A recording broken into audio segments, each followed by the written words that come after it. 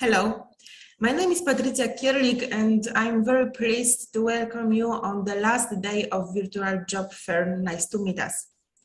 Today we are going to hear presentation about School of Polish Language and Culture, Center of Chinese Language and Culture, Polish National Agency for Academic Exchange, Project Department of Universities of Silesia, employment conditions for Ukrainians, and last but not least, recruitment at University of Silesia in Katowice. If you want more information or you have any other question, you can check the contact details of our speakers. They are available on our website. And now I invite you to listen to a presentation about School of Polish Language and Culture. Hello, my name is Magdalena Nowak and I would like to tell you something more about School of Polish Language and Culture. So the magical place where you can learn some Polish. So the School of Polish Language and Culture is the institution of the University of Silesia, established in 1991. The school cooperates with the Polish and Slavic faculties, but also Polish schools abroad. We organize lectures, classes, trips, and workshops for participants and teachers. I would like to also add that over 11,000, probably right now, it's even more than 11,000 students from all around the world studied in the school. Workers and co-workers of the school are academic lecturers, experienced teachers, specialists of Polish language glottodidactics, authors of well-known and valued textbooks and computer programs. About these textbooks, the publication, I will also tell you something more later. Where you can find us, because we changed the location, right now we are in the Faculty of Humanities. It's on Uniwersytecka 4th Street in Katowice. And our main office is in the room A07. There you can find us, there you can ask for courses for this, what we are doing here. What we offer, of course, courses of a Polish language of all levels of advance. So it doesn't matter that you are not speaking Polish at all, or you are really, really good in Polish. We have courses for all of you. As I said before, our teachers are really experienced. They are specialists. So for sure, they will open a door for Polish language to all of you. We have few types of courses. One of them is semestral Polish language course. It's arranged 2 times during academic year. It's from the beginning of October till the end of January, and in the second semester from February till June. So as you know, soon we'll finish one of our semester Polish language course, but of course we will start a new one in October. We also have courses preparing for the Polish as Foreign Language State Examination Certificate. The school is an official didactic unit in which it's possible to take Polish language certificates exam for foreigners. As you can see here, we have the 3 levels on this course. This is B1, B2, and C2. So if you would like to pass this kind of certificate, of course you can come. You can sign for this in our university. The next session is on June. For now, we closing our forms But if you need this, of course, check our website and also check the website of Polish certificate. We also have this this course for people who would like to, for students who would like to, after the course, stay in Poland and study. It's a special kind of course because this kind of classes are from Monday to Friday, and every day you will have 3 hours of a Polish language, but also some extra lessons which will help you improve your Polish, but also help you to be on this dream field you would like to study. It's really intensive course, as I said, 3 hours per day from Monday to Friday, but also trips, also cultural events, also some lectures. So for sure, this course is for people who don't like to feel bored in the school. Totally recommend it for all of you who would like to study in Poland after the course. Something really important for us, we have really interesting offer also for holidays, because we love what we are doing, so we also doing this during the holidays. We would like to invite you for our summer school of Polish language, literature and culture. In this year, summer school will be special.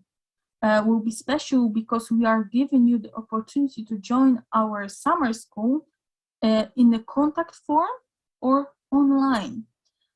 Contact one will be organized for 4 weeks. It will start in the 1st of August and finish on the 28th of August. And online one will be for 3 weeks, of course, from 1st August till 21st August. We will wait for your application till 25th of June. You can find this form on our website, but I would also like to tell you about how to get this for free. Polish National Agency for Academic Exchange has announced a competition for students and lecturers in which they may receive a scholarship. So participating in the summer school will be free of charge. So if you will be interested in this, then of course check this competition.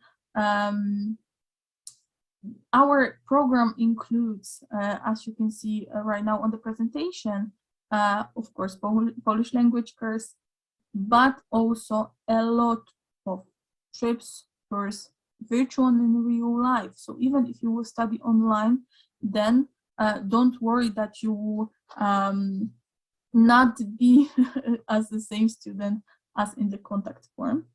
A lot of great lectures with really experienced teachers, with specialists on their fields. Also movies, but the most important thing that you will learn Polish as much as possible. I would also tell you that our contact summer school is organized in Cieszyn, so in Polish city, where we will show you the magical way of Poland. 2 days ago, we had the special event what was organized already 10 times with School of Polish Language and Culture, but you can see also here that we cooperate with Chinese Centrum International Graduate Conference. We were really happy that we were able to organize 10 of this conference. we had the opportunity to listen to a lot of great fragments of diplomas of students. If you would like to listen to this, what we created, you would like to listen to these topics, what they presented, then you can find streams on our Facebook page. Recommend you to check this out, of course. The second festival, what I would like to tell you about a bit, is made in Poland. Even is aimed among others people who learn Polish as a foreign language, is a part of one of our course. But the main idea of this is to integrate people from different countries and represent different cultures. Here you can see that one of this festival was made in January, 19th of January, but I recommend you also to check this next one, what we will make. I said at the beginning that our teachers and workers and co-workers are specialists of Polish language glottodidactics, and I wanted to show you just a few. Honestly, just a few publications what we have. The full list of publications you can find on the website what I put here. You can see that we have fully textbooks for learning Polish language, but also grammar helps, phonetic helps for you to get a bit more, not just for students, but also for teachers. So for those of you who are interested in checking these publications, I recommend you to go by the link I put here. About the publications, I would like to say a bit more about one of the series what we have in the school is Reading Polish, Czytaj po polsku. This series is of a small books, is attempt of familiarize students of the Polish language with the Polish literature. Each volume contains an adaptations or an excerpt from the original version of well-known literature work. Here you can see that we have three colors, the green one, blue one, and the red one. And here you have the information about the level of the books. Believe me, I'm the same again. Here I put just few. But we have much more than this, what you can find here.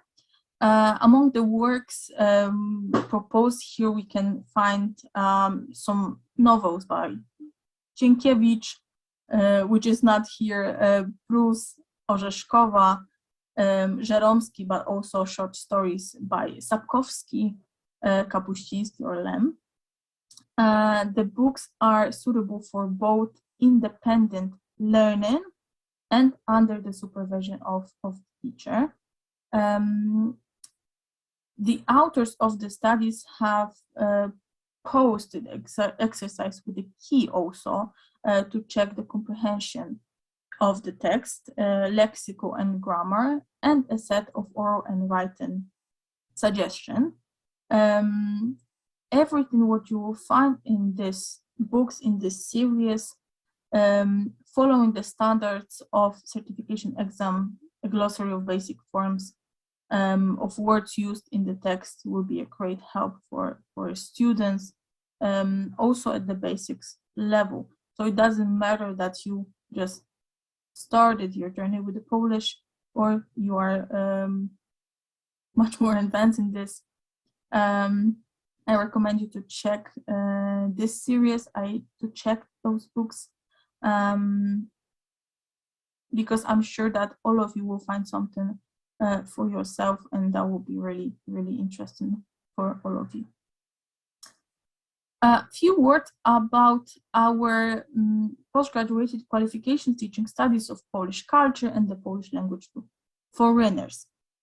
The studies are intended for people who have completed master's or bachelor studies.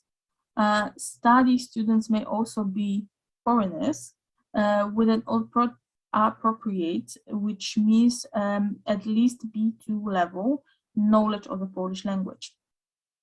As a part of these studies, theoretical and practical classes are held.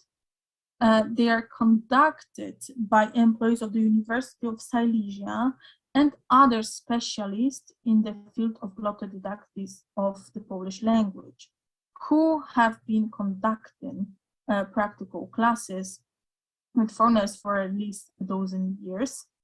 The lecturers are also employees of Polish studies abroad. We cooperate with the Polish studies and Polish studies on all continents. To tell you about a bit more about this, few years ago we decided, because also of the pandemic, we decided to make the online form of the studies, which was a great success because people from all around the world decided to study with us. And right now we are really proud of all of them. We are really proud that we can say that we have absolvents from all around the world. And so if some of you would like to become a teacher of a Polish language, would like to start the journey as a teacher for Polish language, as a lecturer, then I recommend you to check this.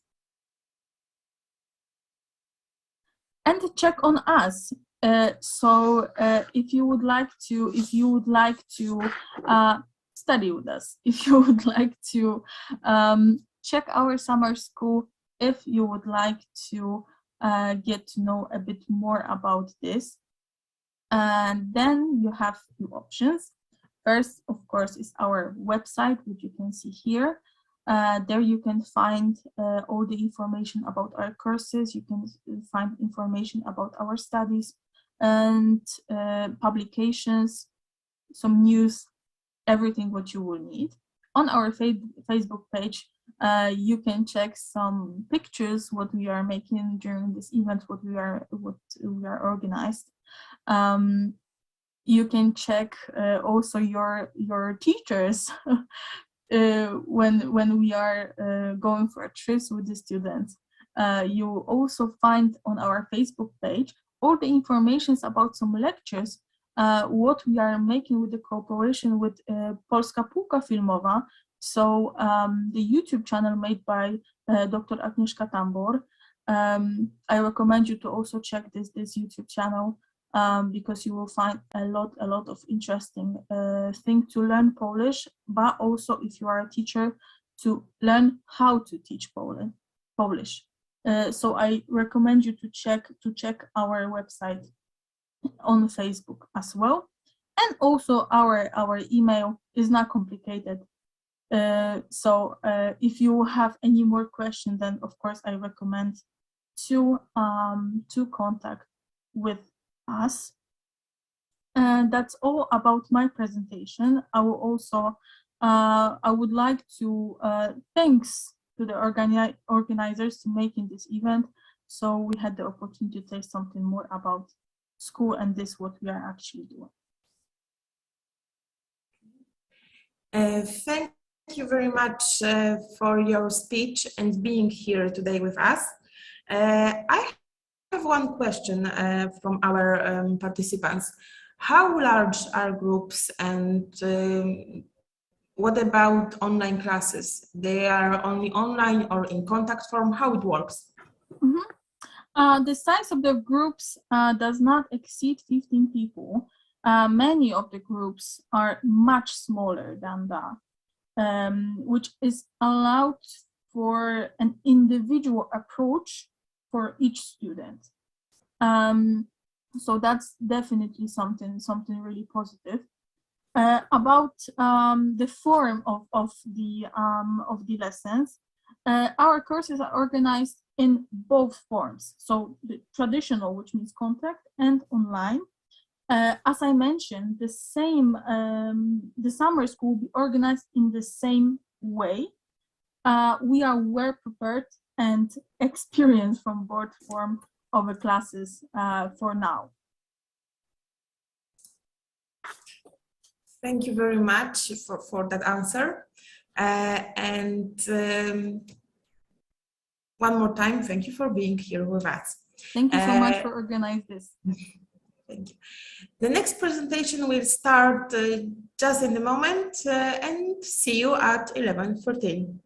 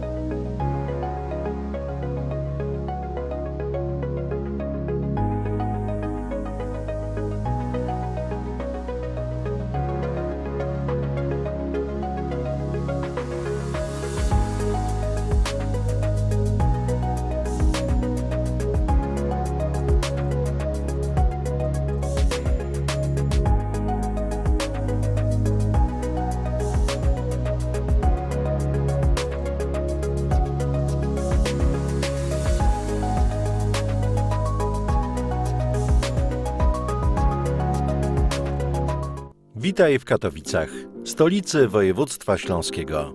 Gotowa na spacer?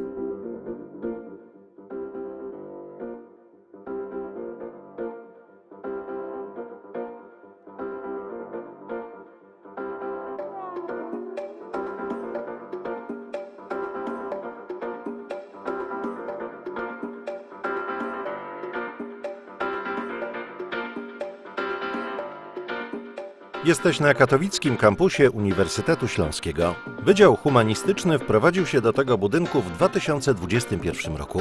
Zajrzymy do środka.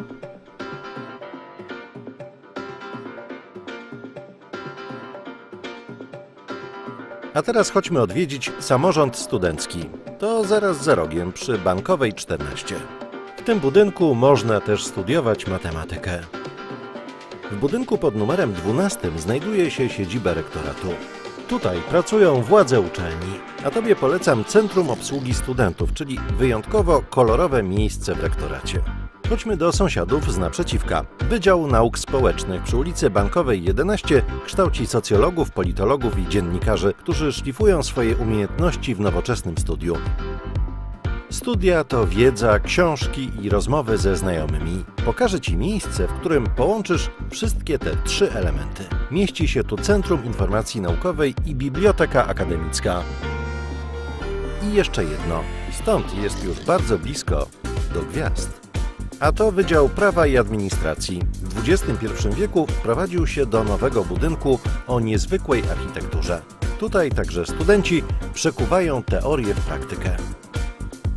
Nasz kampus znajduje się nad rzeką Rawą, którą staramy się przywrócić miastu i jego mieszkańcom. Właśnie tu zorganizowaliśmy 5. edycję Śląskiego Festiwalu Nauki, w której wzięło udział 30 000 ludzi. Pora przejść na drugą stronę rzeki. Budynek Instytutu Chemii jest zabytkowy, ale badania, które w nim prowadzimy, są nowoczesne. Sprawdzimy skład chemiczny wody z Rawy. Widzę, że wciągnęła Cię praca w laboratorium. To może obejrzymy z bliska rośliny, które rosną nad Rawą. 2 kroki stąd jest Instytut Biologii, Biotechnologii i Ochrony Środowiska.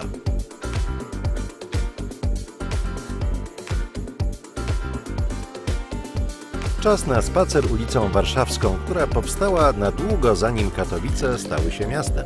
Uważaj, żeby nie przegapić skrętu w lewo. Przy ulicy Pawła III mieści się Szkoła Filmowa imienia Krzysztofa Kieślowskiego, w której kształcimy m.in. reżyserów, operatorów i producentów filmowych. Wielokrotnie nagradzany budynek Szkoły Filmowej to połączenie tradycyjnej śląskiej architektury z finezją nowoczesności zaproponowaną przez hiszpańskich architektów.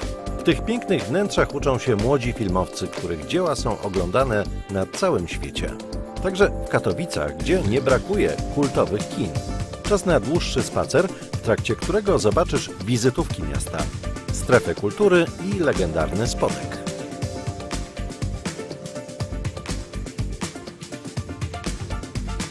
To Wydział Nauk Społecznych przy ulicy Grażyńskiego 53, gdzie uczymy przyszłych pedagogów i psychologów.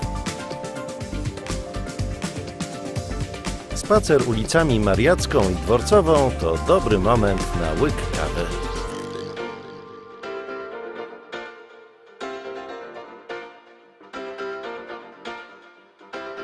Wydział Nauk Przyrodniczych mieści się przy ulicy Jagiellońskiej. Sprawdzimy, co jest w środku. Zajmujemy się tu m.in. badaniami roślin i mikroorganizmów. Nieopodal katedry znajduje się siedziba Wydziału Teologicznego.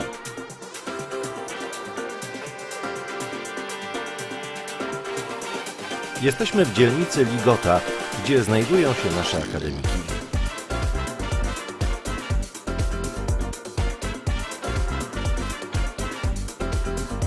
Tutaj swoją siedzibę ma studenckie radio Egida. Opowiesz na antenie o dzisiejszej wyprawie? A to tylko początek Twojej uniwersyteckiej przygody. Good morning, ladies and gentlemen, if I may say so. My name is Agata. Today I'm representing the Center for Chinese Language and Culture at the University of Silesia, which, as the name suggests, is a unit promoting Chinese language and culture. And we have been doing so for almost 4 years now, because the center, for around 4 years now, because the center opened in 2018.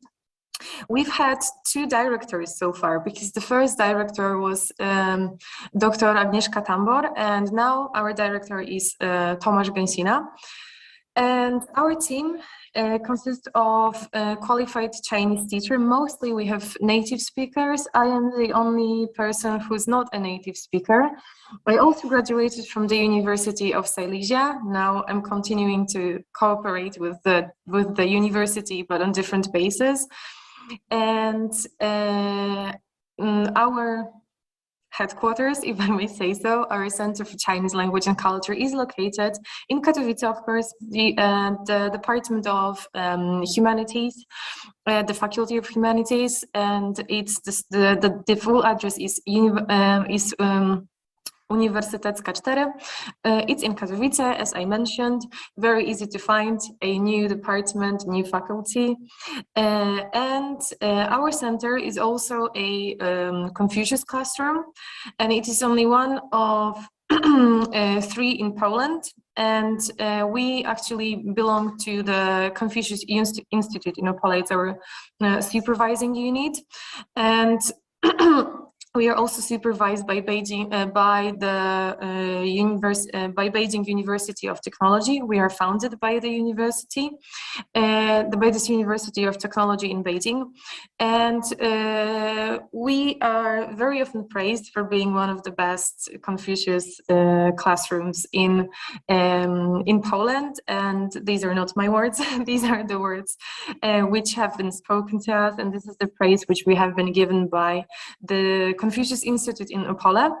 And as I said, our Confucius Classroom receives funding from the Beijing University of Technology because we are actively promoting Chinese language and culture. And as you can gather from what I have just said, not only do we teach, but we also promote Chinese language and culture. And we organize many events connected to Chinese language and culture. Usually when it comes to language, we promote it by just teaching it, and we promote culture by organizing many various cultural events because we have teachers who are interested in different things. I myself, I'm especially interested in Chinese literature, but we also have teachers who are professionals in professionally interested in Beijing opera. We have teachers who studied music, Chinese music. We have and we very often talk just about many different cultural events, like, for example, the New Year, Chinese New Year. We also organize events, such events as Confucius Classroom Day, and we organized the first Confucius Classroom Day last year in December, which I'm going to discuss a bit later, and I would like to show you pictures as well. When it comes to a job offer, we are currently not hiring, but if you are interested and hoping to work with us, you can always send us an email. It may change.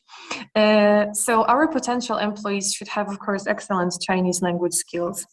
And of course, some teaching experience. It's useful because we used to teach only offline, but then there was the pandemic broke out, and we were actually forced to go online, which personally speaking, at first I wasn't really eager to do, but then it turned out that actually our online classes became very popular because we started teaching.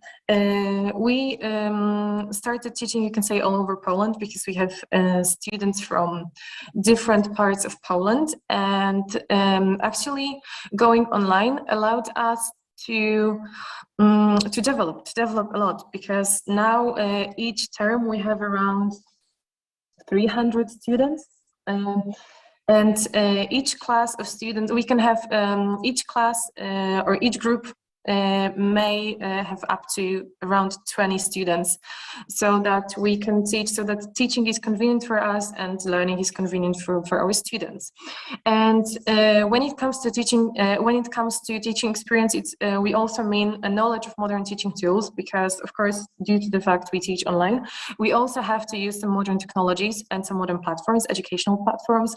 So we use Wordle, we use Kahoot, we use Canva, we use different platforms, but we try to make our classes as interesting and as engaging as possible for the students. That's why we use this teaching tool. So it's good to know them. It's not essential because they are easy to learn. They're easy to get to know, actually. But it would be an advantage if you know it. So our most important requirement is to have excellent Chinese language skills. Teaching experience is also would be welcome. Knowledge of modern teaching tools as well. When it comes to our team, currently we have mostly native speakers of Chinese, of course, which is really convenient. 2 of our teachers speak Polish. I speak Polish, and actually one of Chinese teachers speak Polish too. Our teacher Sheng Miao speaks Polish as well, but she can also speak English. All of our teachers can speak English. They speak English very well, and most of our events are actually conducted in English. So this is also, we use 3 languages, which is Chinese, English, and Polish, of course. So as you can see, this is the picture of our team. All of our teachers, all of our Chinese teachers. Here is also our secretary, our director, me, and our teachers. I think we're a very good team, and we can always, we really get along, and if we have any problem, we always try to discuss this, and we always try to solve the issue. And often when anything happens, we have Zoom meetings, or we usually have meetings online, because now we actually mostly work online. And I believe that even if we go back to teaching offline, we will also stick to online classes, because they're very, as I said, they're very popular. They have become very popular, and they helped us to develop. So we have to stick to what helps us develop. When it comes to language classes, in 2020-2021, we had altogether 120 students, and the next year, so now this term, which started in October 2021, up till now, we have had 688 students, which is a lot, and it's of course due to online classes. And we also organize events. Here we can see some of the events which we have organized. Here, I believe that in this picture, it is Miss Hong giving trial classes during the Confucius Classroom Day. Here is an event which I actually organized, and I came up with an idea to organize an event with Instagrammers promoting Chinese language and culture, because I personally am also a great fan of teaching through materials, through resources, with the use of resources which you can find on Instagram, because there are many Chinese people, many Chinese native speakers using Instagram to teach. So I also use it.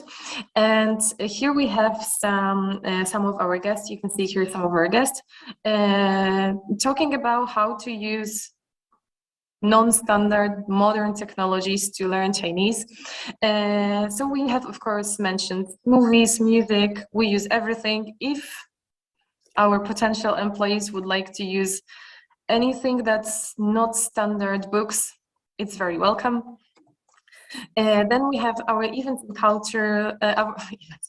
Events and lectures include Beijing opera workshops, practical workshops, because our teacher, which you can see here, whom you can see here, Nice2MeetUS, she's actually an expert. And then we have calligraphy, and these are also practical classes. Of course, we have all of the tools necessary to conduct such events. Then we have lectures in popular music, and it's really popular music, like, you know, the current trends in Chinese music, most popular Chinese music stars, of course, including pop stars, rap stars, and pop music stars, rap music stars, and so on. Then we have literature. These lectures are conducted by me in Polish. This is one of our few events conducted only in Polish. And last week, I don't remember exactly, I think 2 weeks ago, I organized an event which was we can say an interview with a translator of Chinese books into Polish. We had a very nice conversation, unfortunately only in Polish, but if any of our potential employees had some ideas on how to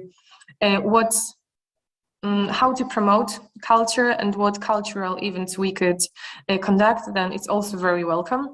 Basically, each member of our team can suggest anything. We share our ideas, and then we think what we can do with them. So, you know, creativity, having lots of ideas is also very welcome. Here is my lecture on literature, on Chinese literature. And this one is actually about Chinese women. We also organize, events to celebrate some international holidays, like, for example, Women's Day. So we have events, at least one event, maybe I shouldn't say at least, we have one event a month, sometimes one event every 2 months. So a lot is happening. Here we have the Science Festival, Silesian Science Festival, which is also organized every year by the University of Silesia, and we take part in this. We as a center take part in this event every year, and we always have our display stand, which is really popular because many people come over to us because they can try calligraphy, they can learn some Chinese words, they can try fan dance. Oh, I also organize fan dance even. I also like dancing, so I thought, why not try Chinese dancing, fan dance, and organize some workshops. This is what I did. It was also very popular, and it was a lot of fun, I have to say. And so it is very popular. We also give away fortune cookies. We give away some, let's say, gifts, small gifts for people, and many children come to us because they want to see the Beijing opera masks. They want to try calligraphy. They want to speak Chinese. So, you know, it's really, really popular, because this Silesian Science Fair Festival is, among others, for children as well, to promote, of course, to promote science. So we try to promote Chinese language also there, and I can say it's a lot of fun. I really like this event. Then we have Confucius Classroom Day, first organized at the University of Silesia last year by our center in December 2021. We had our standard lectures like this year we had also a lecture on Chinese cinema, because our previous director, Dr. Agnieszka Tamor, is an expert. She's really into cinema and she knows a lot about cinema. So she told us something about the Chinese cinema. We had workshops. Here we can see fan dance workshops. Here we can see calligraphy workshops. Here we can, I think it was the opening ceremony of our event, where I also had the chance to interpret what was said during the ceremony. Me and our other teacher, Sheng Miao, who also speaks Polish, we interpreted both. So if you're also interested in this, you can also do it in our center. We also had trial lessons, which we usually try to have during all kinds of events, because this is the most helpful if you want to promote, and the most useful and the most helpful if you want to promote some language. Then we had Chinese New Year. Also, we had lectures, trial lessons, display stand. We try to show everything we have in our center. So, you know, we try to tell participants of our events something about the culture, something about the language, but I also want to show them what we have, because we have many interesting things in our office that are connected to Chinese language and culture. For example, we have calligraphy tools, books in Chinese. We have many things connected to Chinese culture and language. So we try to show everything, because, you know, on first thing, it's really interesting. Next thing, it looks very nice. So it makes people want to come to us, talk to us, and so on. So that's how we promote Chinese language and culture. And I think we do it effectively, because, as I mentioned before, we are praised for being one of the best Confucius classroom in Poland. And we can see that more and more students want to learn Chinese with us, and more students want to join our events. So this is what we do. So I think we have developed a lot since the center opened, and we are currently developing. So it's a very nice place to work at. So this is the end of my presentation. So thank you so much for your attention. I hope you like this. I hope you enjoyed this, and I hope you learned everything you could. But if you still have any questions, you're welcome to ask. Thank you very much for your presentation. I have one question. Do you run language courses in other departments of our university? Yeah, we also do it. So we have classes in the center, but we also have classes outside the center. I, for example, have classes. I teach Chinese also in a different department, the Department of Law Administration. I also teach literature in the department in Sosnowiec, and I teach also translation, Chinese translation. I also have Chinese translation classes, and I also have we also have classes in high schools, but they're not language classes, they're more like culture classes. So there are many things where we can teach Chinese language, where we can promote Chinese culture, and where we can meet people who are also into this, who also want to do it. So also while working in our center, we can meet other people who are connected, who are somehow related to Chinese culture, who are engaged in the culture. So it's also a very nice way to do some networking. And can you tell us maybe how many people are usually in one group of these language courses? Usually we try to have the maximum of 20 people in one group, in one group, and we have group, of course, we have different levels. So we have levels starting from A0 to advanced level.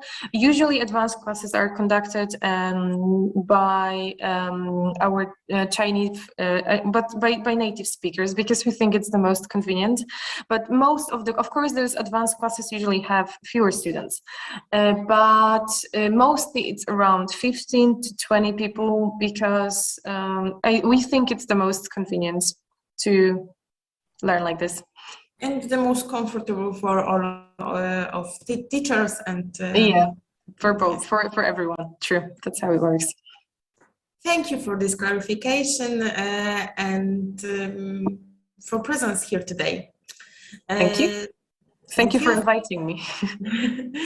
And our next presentation will start at 12. So see you there.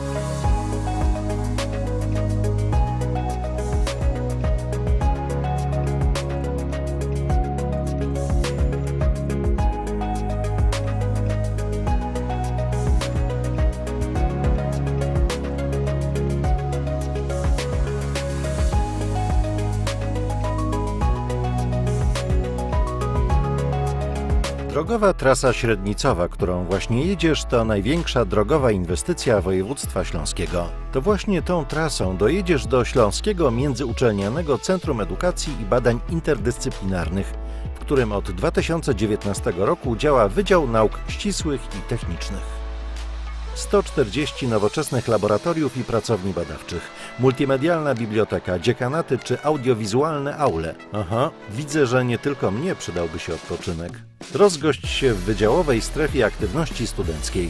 A teraz wyjrzyj przez okno. Obok budynku znajduje się wielofunkcyjna strefa aktywności, która łączy lokalną i uniwersytecką społeczność.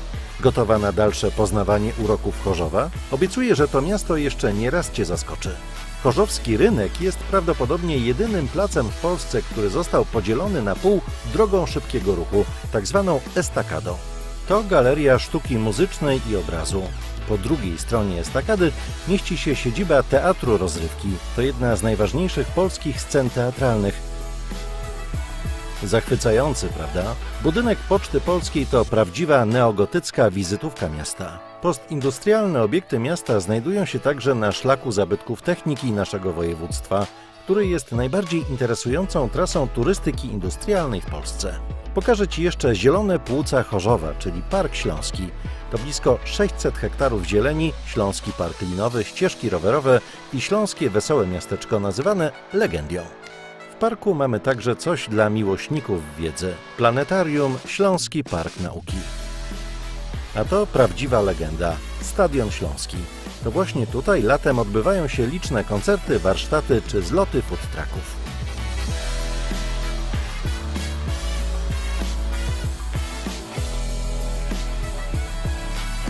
A to tylko początek Twojej uniwersyteckiej przygody.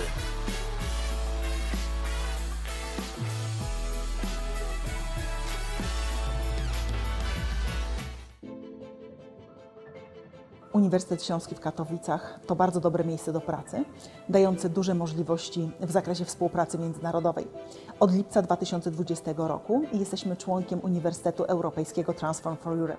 A laboratórium tökéletesen felszerelt, és egy kiváló helyszínt biztosít a tudományos kutatásaim elvégzésére. A kollégáim rendkívül segítőkészek. Lavoro come microbiologo all'Università di Silesia in Katowice, dove mi occupo nella mia attività di ricerca di migliorare il futuro del nostro ambiente. The University of Silesia is an ever-growing and evolving scientific institution where young scientists, researchers and students can come, learn, grow, build their career and then make a contribution back to the local population. 실레지아 대학교에서 연구하고 강의하는 것은 저에게 폴란드 문화와 폴란드 언어를 더욱 깊게 이해하게 해주며 유서 깊고 다양한 실레지아 문화를 만나게 해줍니다. Jako matka samoživitelka oceňuji možnost přizpůsobit si rozvrh hodin svým potřebám. Jako akademický pracovník plně pociťuji podporu univerzity, pokud jde o mój akademický rozvoj. Powiększanie dobra wspólnego, jakimi są nauka i edukacja, oto unikalny składnik pracy w Uniwersytecie Śląskim. Uniwersytet tworzą ludzie. To im staramy się zapewnić dobre warunki pracy oraz atmosferę sprzyjającą prowadzeniu badań na międzynarodowym poziomie. Działania podejmowane przez Uniwersytet są zgodne z zaleceniami Europejskiej Strategii przy zatrudnianiu naukowców, o czym świadczy przyznane Uniwersytetowi wyróżnienie HR Excellence in Research. Nazywam się Małgorzata Myśliwiec, jestem profesorem w Instytucie Nauk Politycznych Uniwersytetu Śląskiego w Katowicach. Sono Franco Magurno. Lavoro come microbiologo all'Università di Silesia in Katowice. Nádudzvari Ádám vagyok, és a Sziléziai Egyetem természettudományi tanszékén dolgozok, adjunktusként másfél éve. Jmenuji se Lucie Zormanová a pracuji na Institutu pedagogiky jako odborný asistent. My name's Alexander Lowe. I work in the Institute of Chemistry as part of the Faculty of Science and Technology. 저는 실레지아 대학교에서 연구하는 유창일이라고 합니다. Nazywam się Ryszard Koziołek. Jestem nauczycielem, badaczem, profesorem, rektorem Uniwersytetu Śląskiego. Nazywam się Małgorzata Hurpa-Łapniak, jestem psychologiem i pracuję w dziale HR Uniwersytetu Śląskiego.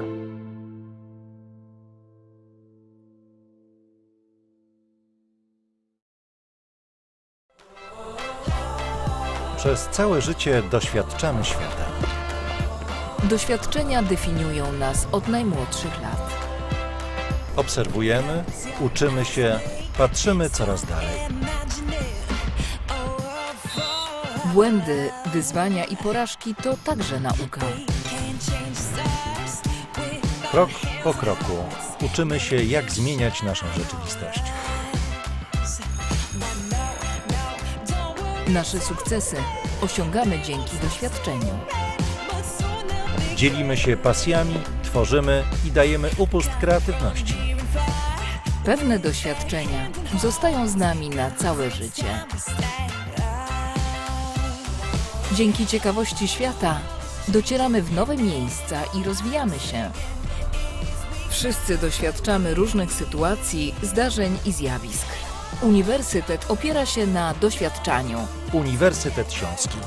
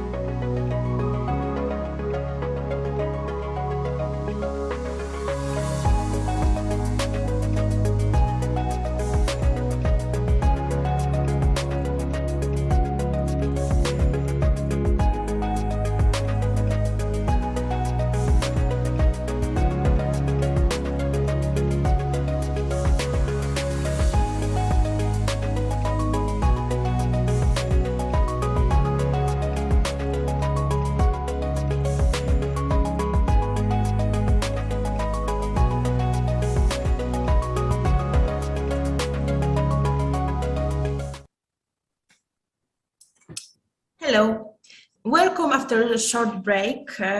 Representative of Polish National Agency for Academic Exchange are already with us, and I am very pleased to welcome Dr. Magdalena Kowalczyk and Katarzyna Pietruszyńska, who will introduce us two interesting programs.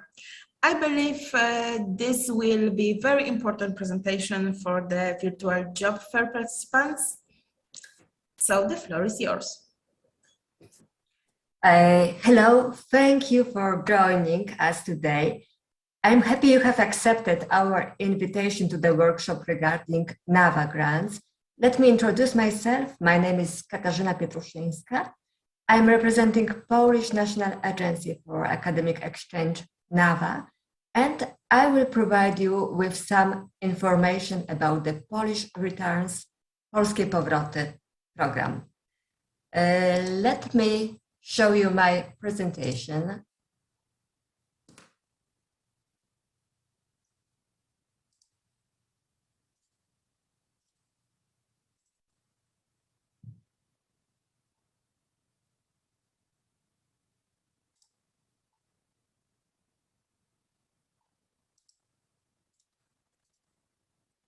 Okay,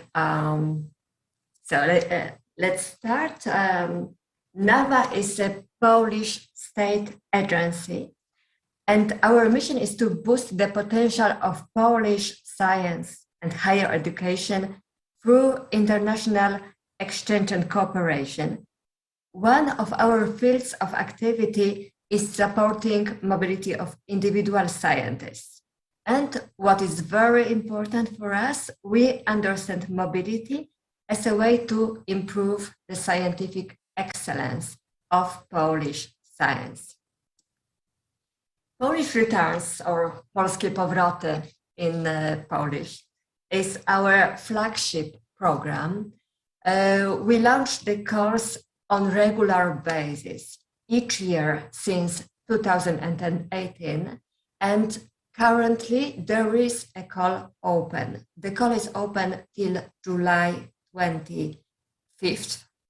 The program is addressed for outstanding Polish scientists who work abroad, and it allows to return to Poland and take up employment at a Polish university or in a research institute. Within the program, there are two tracks depending on the stage of the returning scientist's academic career. One for junior scientists up to 7 years after obtaining a PhD degree, and another one for experienced scientists. It's very important that the program is open for all fields of science. The scientist applies together with the Polish employing institution, and the funding within the program allows the returning scientist to install himself, herself in Poland in a long term. And the idea is that the returning scientist should carry out the research activities planned in the application, and at the same time apply for research grants, domestic and international, which would allow the project group to continue the scientific activities in Poland also after the end of the project. What is funded under the program? In the track for experienced scientists, the projects may last from 3 years up to 4 years. And NAVA funding includes remuneration for the returning scientists. The maximum amount is 330,000 Polish zloty a year. In order to get the amount in euro, please divide by 4.5. So it is a gross amount, including all the costs of the employing institution. But still, this is amount attractive, taking into consideration the costs of living in Poland. And it absolutely allows a comfortable life in Poland. Our funding includes also remuneration for the inviting person. Who is the inviting person? This is someone from the Polish hosting university or institute that could help you in moving here in Poland within this institution. The program funds also remuneration for the project group members. There is also a one-off mobility allowance, and what is important, thanks to cooperation with our sister agencies, National Science Center and National Center for Research and Development, we can provide also starting grants for direct research costs, and this is 200 Polish zloty in case of basic research and 4,000 Polish zloty in case of applied research. For junior scientist track, the projects may last from 2 years to up to 3 years. The salary costs of the returning scientists are lower, as you can see, but all the other costs remain the same. What are the requirements for the applicants? So the applicant is someone who has Polish citizenship, who holds a doctoral degree. For juniors, obtained not earlier than 7 years before submitting the application. The applicant is someone who has worked abroad as a scientist for at least 1 year for junior scientists or 4 years for experienced scientists, and at that time has not lived, not worked in Poland. The candidate should also demonstrate scientific achievements that are internationally recognized and stand out in the context of a discipline and in the context of a career stage. And for experienced scientists, the candidate should have experience in leading a research team or managing a research project. For junior scientists, this is not required. So far, we have 63 laureates of the Polish Returns program, selected in 5 editions of the program. We also organized one special edition dedicated to the problems related to COVID epidemic. The success rate is about 20-25% in this call, and the level of applications is quite high. The scientists more often come back from the USA, Great Britain, and Germany. These are the 3 directions, the most popular, but also from other countries in Western and North Europe and also Asia.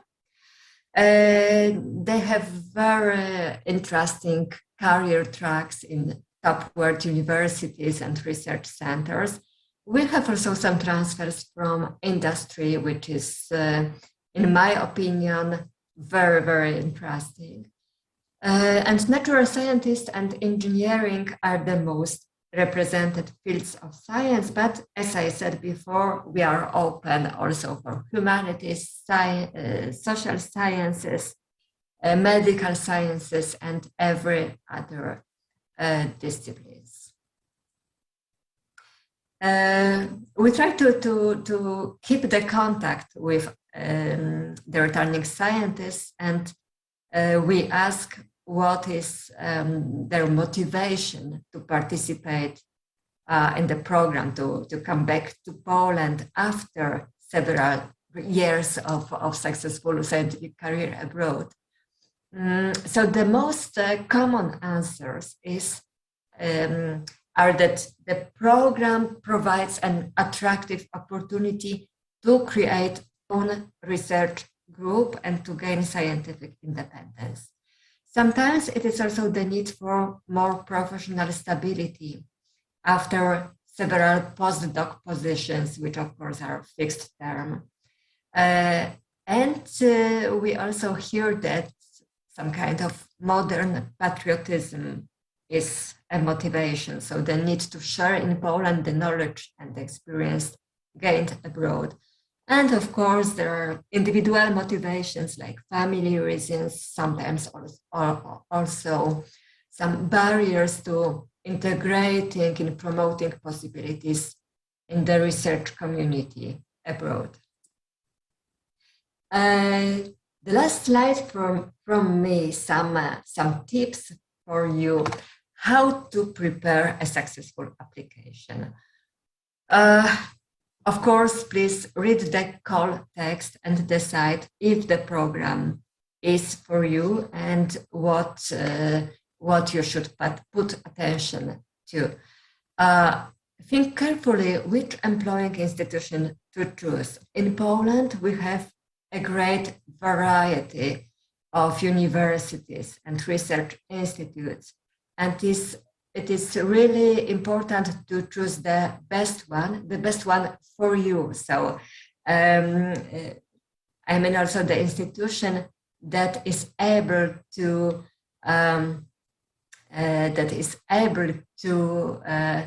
make the best of your stay there. It is important to make all necessary arrangements at this stage of preparing the application and also to make all the financial aspects clear. While planning a project, while writing a project description, please note that we are looking for projects that are valuable both for the scientists, but also for the employing institution.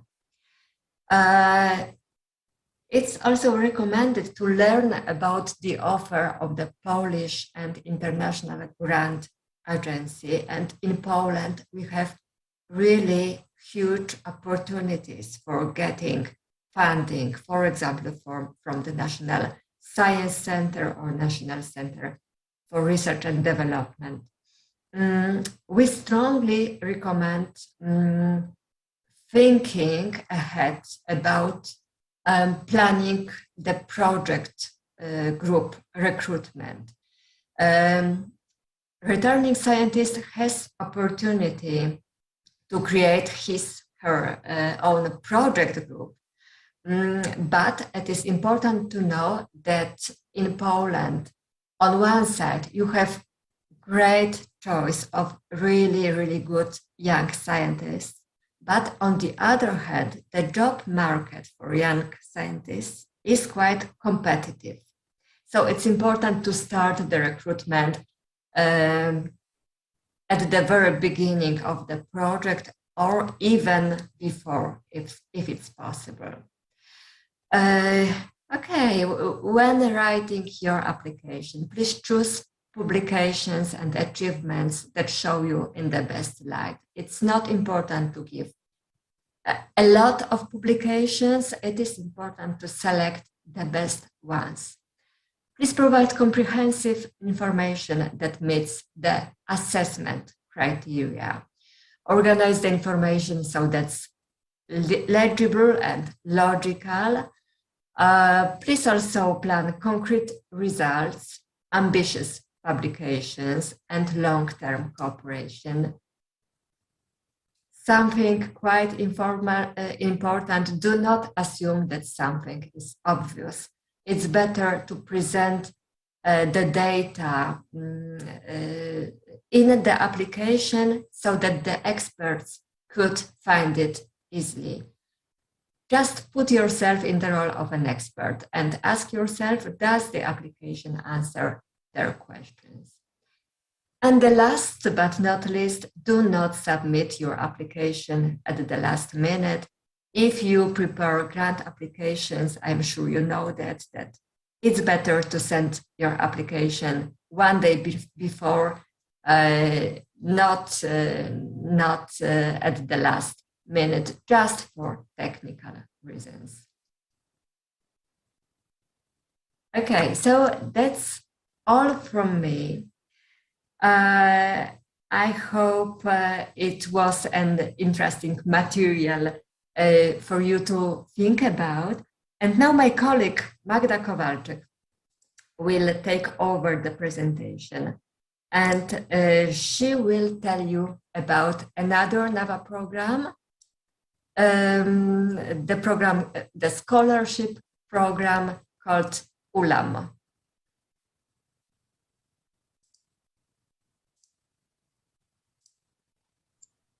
Hello.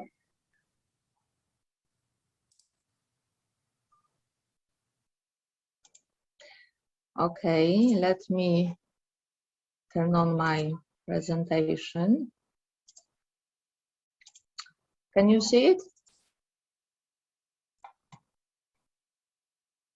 Yes, we can see it. It's great. Okay. So hello, my name is Magdalena Kowalczyk and I'm coordinator of ULAM program from the very beginning in our agency. The ULAM program was announced 4 times so far. For the first time in 2019. In these 4 editions, we had together almost 1,200 applications, and in the first 3 editions, we had 200 proposals recommended for funding. The last call is still under the evaluation.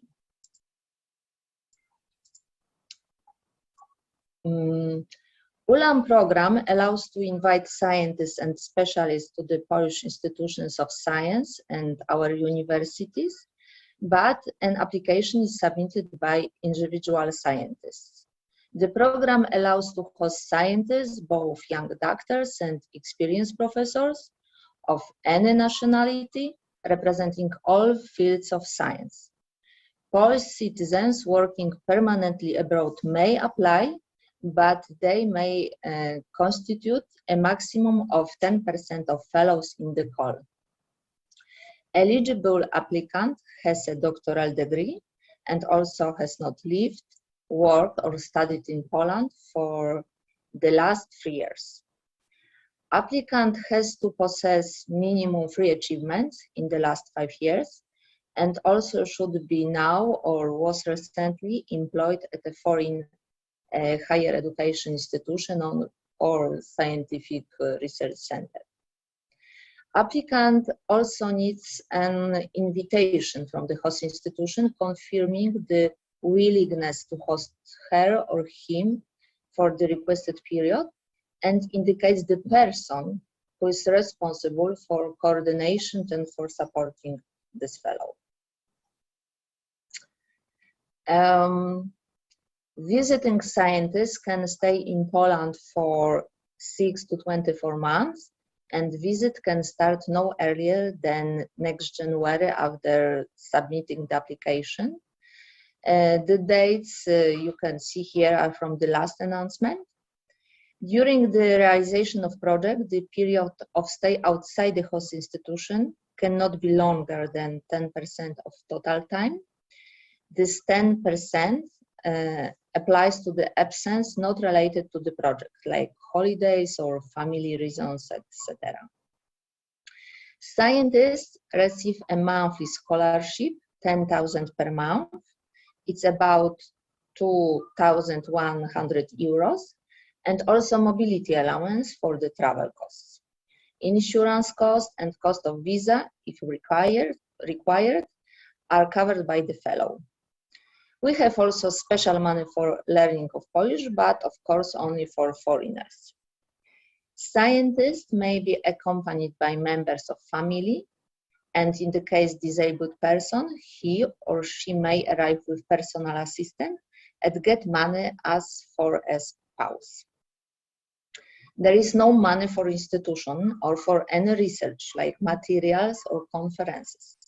Our agency supports only the mobility of scientists in this program. Money for research and other expenses should be obtained from other resources. Usually, the supervisor supports the fellow from his own grant money. It's very important to discuss with the host institution at this stage of writing the proposal what will be the sources of research funding. The whole scholarship can be treated just like a salary for scientists, but this is not employment contract.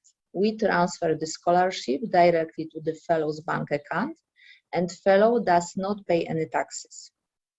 According to the Polish law, scholarships are exempt for taxation. On the other hand, there is no collecting money for retirement and health insurance, and beneficiary is obliged to have at least basic health insurance covering the time of travel and stay in Poland for him or for family members. The visit may include completing postdoctoral fellowship, conducting any scientific research, obtaining materials for research, collecting samples, analysis of data with Polish partners, or just working on unique equipment. Additionally to the scientific activities, fellow may have didactic classes at the host institution. The description of activity in the proposal should include impact and benefits of the stay, not only for scientists, but also for Polish institution. The application form includes also information about applicant, like biography, publications, research projects, or awards. We ask for doctoral diploma for PDF, invitation letter, but also we require confirmation of employment that applicant is employed or was employed recently at university or some research institution. The employment is not required for person who obtained doctoral degree after the last August. We ask for it because it's important that applicant does not have a longer break in research work. But we are not asking if the fellow is terminating or not current job contract. The applicant must present 3 achievements which meet these criteria. Publication in English in journals included in international databases like Scopus or others, or reviewed research monograph published in English, or publication in English in reviewed materials from conference, which is indexed in the international databases, and for representatives of art studies should present a proof of presentation of their art in a foreign institution or a distinction in some international competitions. All Polish institutions of science and higher education and all our universities can be the host institutions in this program. If some university wants to host a scientist, it must give them the invitation letter and make all necessary arrangements and financial aspects clear at the stage of preparing the application. Kasia was talking about this. Other commitments of host include supervision over the progress of the scholarship and provide opinion on fellows' performance in required by NAVA reports. But there are other activities that the host should provide, like administrative services, including permissions, licenses, insurance, and also access to research facilities, equipment, databases. Scientists should be included in the mailing groups, meetings, etc. This is very important because you have to remember that such person is not employed, so sometimes the support doesn't work correctly. We hope also that the host institution can help in finding accommodation and in residence permit or matters of insurance. All submitted applications are of course evaluated. This is eligibility check carried out by NAVA staff and merit-based evaluation performed by experts. This evaluation has 3 stages. Preselection is based only on applicants' achievements and scientific or academic activities. And after meeting, evaluation team recommends the proposals for the 2nd stage. It can be about, for example, 40% of all proposals. Next, we have evaluation by 2 external reviewers. Here you can see what criteria are judged by them. At the end, the evaluation team takes into account the opinions of 2 reviewers, external reviewers, and assess the other criteria of evaluation, which were not evaluated during the preselection. Finally, experts prepare the ranking list with proposals recommended for funding. Here you can see what kind of applications we recommended for funding if we check the field of science. Of course, these numbers are proportional to the number of submitted applications in each discipline. In natural sciences, which include few separate disciplines, most applications were funded in physics, chemistry, and biology. After 3 closed editions, we had 1,097 researchers on the funding list from 47 countries and in 60 different universities or institutions as host institutions. The success rate in 3 closed editions was between 17 and almost 22%. In each edition, we had a few % of resignation because pandemic or other reasons, but we had also the standby list, so the money went to the other recommended applicants. In the last call closed on May 10, we only have 173 applications. We assume it is because of the war. We expect that next call will be announced in January or February next year. And one word about Seal of Excellence. We have a special track for people who received a Seal of Excellence certificate. That means that they had a very high score in the last edition of Marii Skłodowska-Curie Actions Individual Fellowship Program, but there was not enough money for all good proposals. Scientists who obtain such certificate can apply in the same call, ULAM, but they must submit the same documents which were evaluated by European Commission. So that's it. Thank you for your attention. Of course, all details you can find on our website about our programs. And if you have any question, please send email.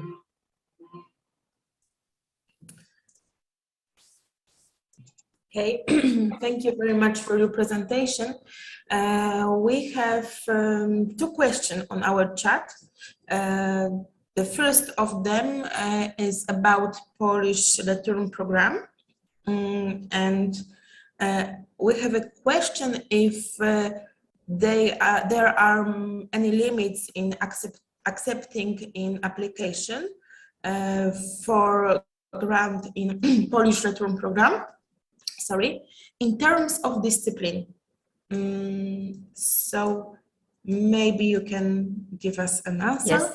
Yes, I will give you an answer.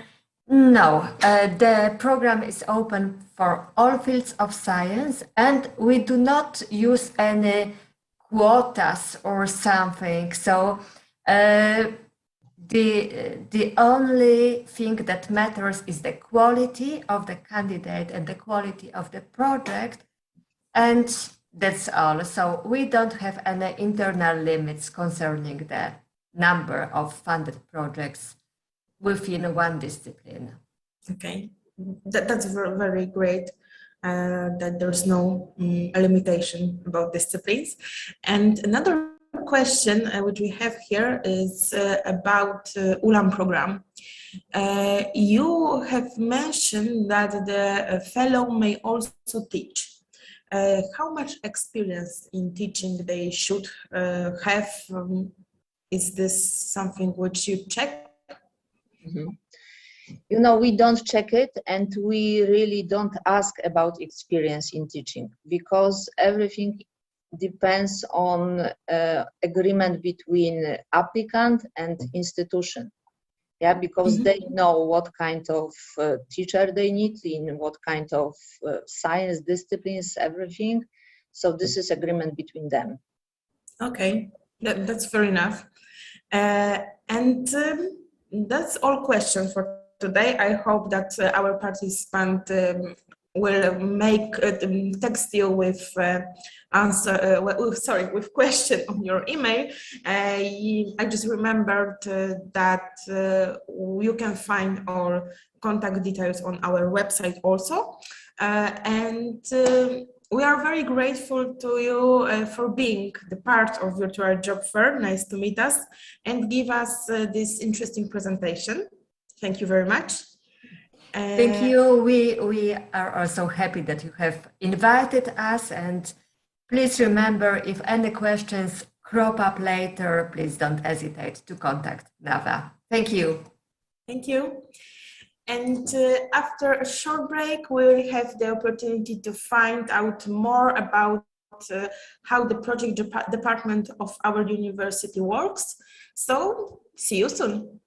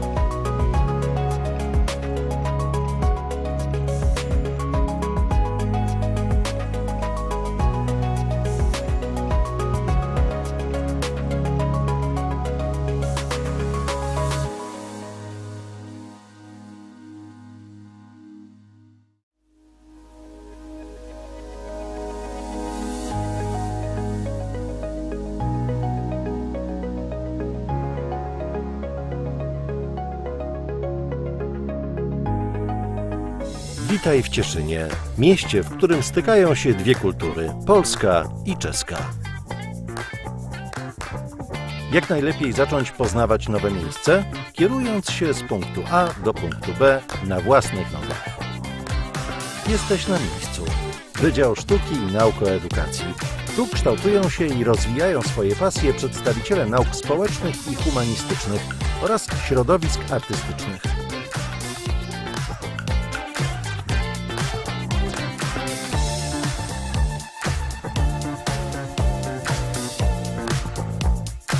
Cieszyński kampus jest jednym z najpiękniejszych obiektów Uniwersytetu Śląskiego. Jest w tym więcej niż ziarno prawdy, nie sądzisz? Instytut Sztuk Plastycznych jest domeną ludzi sztuki, grafików, malarzy, rzeźbiarzy, rysowników, projektantów graficznych i fotografów. Uczymy tu też projektowania gier i przestrzeni wirtualnych. Instytut Sztuk Muzycznych jest kuźnią młodych instrumentalistów, wokalistów i realizatorów nagrań. Teraz przyszedł czas na zasłużony relaks. Kieruj się do centrum. Jesteś na cieszyńskim rynku. Rozejrzyj się. Ładnie tu, prawda? Ten czarujący rynek powstał pod koniec XV wieku. Nadal można tu znaleźć pozostałości po średniowiecznej zabudowie. W Cieszynie nie brakuje miejsc z dobrą kawą.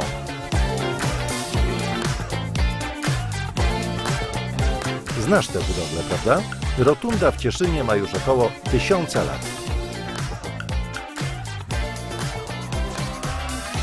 A wiedziałaś, że w Cieszynie jest Wenecja? Chodźmy tam. Historia cieszyńskiej Wenecji sięga XVI wieku. Znajdziesz tutaj zabytkową architekturę, a także liczne puby i restauracje. Cieszyn to miasto spotkanie dwóch kultur. Po drugiej stronie rzeki są Czechy. A teraz w góry. A to tylko początek twojej uniwersyteckiej przygody. Sosnowiec powstał i rozwinął się dzięki tysiącom ludzi, którzy w krótkim czasie przyjechali tu z różnych stron. Zwiedzanie zaczynamy od Wydziału Nauk Przyrodniczych, który w Sosnowcu ma swoją siedzibę w najwyższym budynku akademickim w Polsce, czyli popularnej Żylecie. Dinozaurzyca Zuzia stoi tu nie bez powodu. W Żylecie znajduje się Muzeum Nauk o Ziemi, a studiują tu przyszli geolodzy i geografowie. A teraz chodźmy zobaczyć, jak wygląda miasto z wysokości 80 metrów.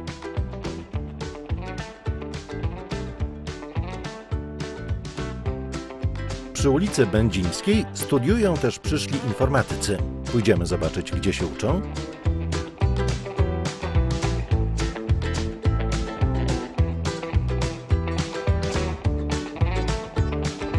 Nieopodal Żylety znajduje się miasteczko akademickie. Chyba czas pomyśleć o zakwaterowaniu. Jeżeli już się zadomowiłaś, pora na dalsze zwiedzanie.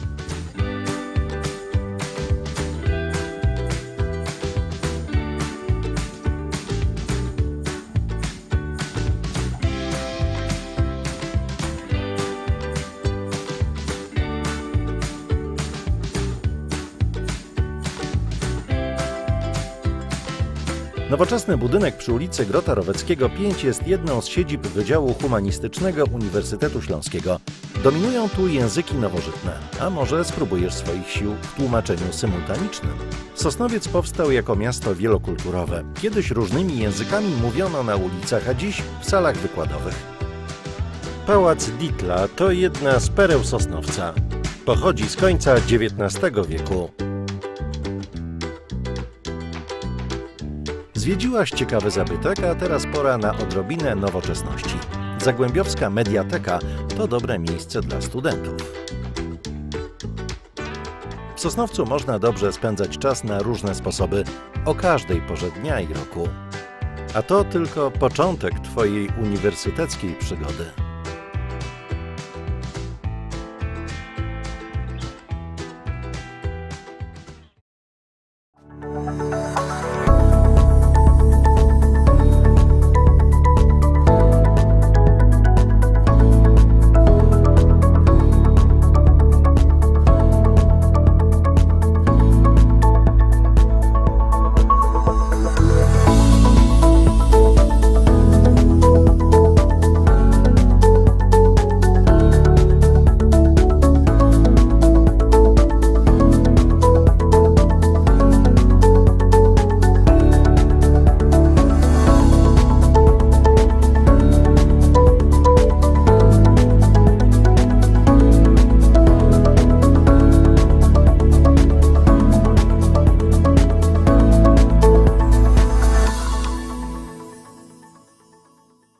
Sosnowiec powstał i rozwinął się dzięki tysiącom ludzi, którzy w krótkim czasie przyjechali tu z różnych stron. Zwiedzanie zaczynamy od Wydziału Nauk Przyrodniczych, który w Sosnowcu ma swoją siedzibę w najwyższym budynku akademickim w Polsce, czyli popularnej Żylecie. Dinozaurzyca Zuzia stoi tu nie bez powodu. W Żylecie znajduje się Muzeum Nauk o Ziemi, a studiują tu przyszli geolodzy i geografowie. A teraz chodźmy zobaczyć, jak wygląda miasto z wysokości 80 metrów.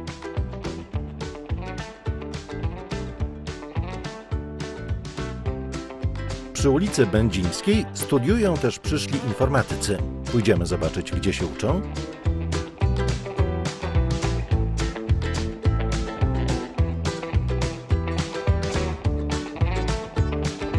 Nieopodal Żylety znajduje się miasteczko akademickie. Chyba czas pomyśleć o zakwaterowaniu. Jeżeli już się zadomowiłaś, pora na dalsze zwiedzanie.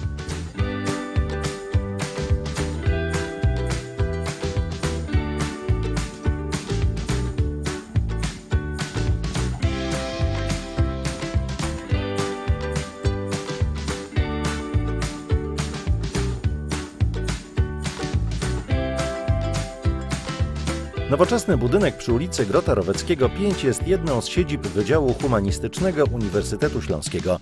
Dominują tu języki nowożytne, a może spróbujesz swoich sił w tłumaczeniu symultanicznym? Sosnowiec powstał jako miasto wielokulturowe. Kiedyś różnymi językami mówiono na ulicach, a dziś w salach wykładowych. Pałac Dietla to jedna z pereł Sosnowca. Pochodzi z końca XIX wieku. Zwiedziłaś ciekawy zabytek, a teraz pora na odrobinę nowoczesności. Zagłębiowska Mediateka to dobre miejsce dla studentów. W Sosnowcu można dobrze spędzać czas na różne sposoby, o każdej porze dnia i roku. A to tylko początek Twojej uniwersyteckiej przygody.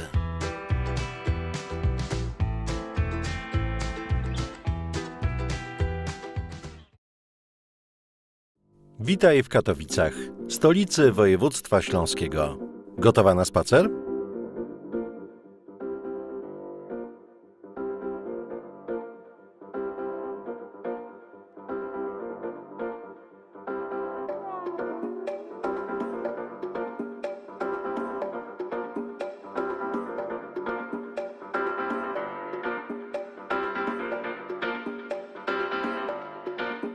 Jesteś na katowickim kampusie Uniwersytetu Śląskiego. Wydział Humanistyczny wprowadził się do tego budynku w 2021 roku. Zajrzymy do środka.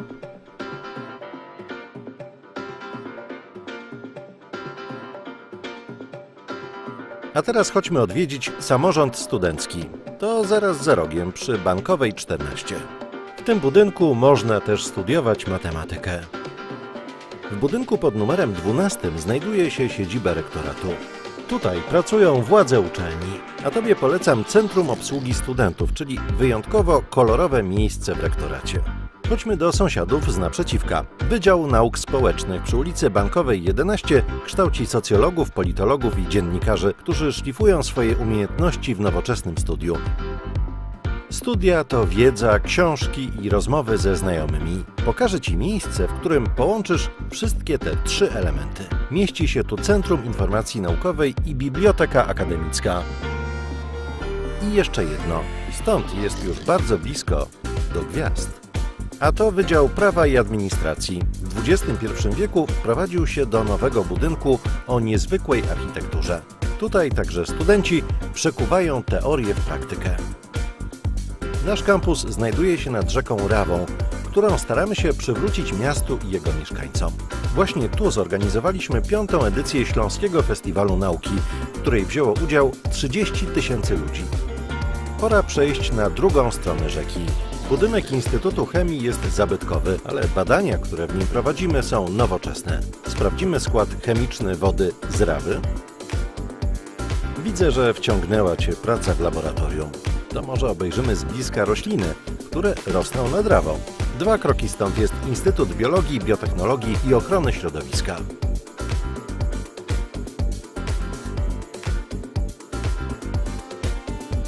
Czas na spacer ulicą Warszawską, która powstała na długo zanim Katowice stały się miastem. Uważaj, żeby nie przegapić skrętu w lewo. Przy ulicy Pawła III mieści się Szkoła Filmowa imienia Krzysztofa Kieślowskiego, w której kształcimy m.in. reżyserów, operatorów i producentów filmowych. Wielokrotnie nagradzany budynek Szkoły Filmowej to połączenie tradycyjnej śląskiej architektury z finezją nowoczesności zaproponowaną przez hiszpańskich architektów. W tych pięknych wnętrzach uczą się młodzi filmowcy, których dzieła są oglądane na całym świecie. Także w Katowicach, gdzie nie brakuje kultowych kin. Czas na dłuższy spacer, w trakcie którego zobaczysz wizytówki miasta, strefę kultury i legendarny spodek.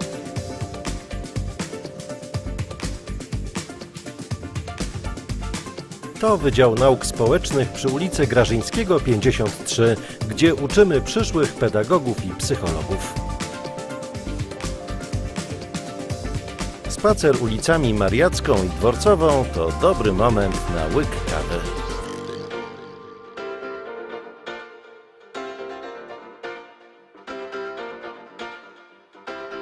Wydział Nauk Przyrodniczych mieści się przy ulicy Jagiellońskiej. Sprawdzimy, co jest w środku. Zajmujemy się tu m.in. badaniami roślin i mikroorganizmów. Nieopodal katedry znajduje się siedziba Wydziału Teologicznego.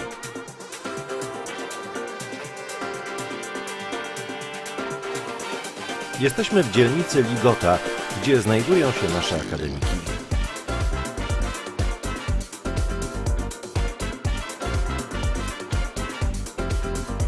Tutaj swoją siedzibę ma studenckie radio Egida. Opowiesz na antenie o dzisiejszej wyprawie? A to tylko początek Twojej uniwersyteckiej przygody.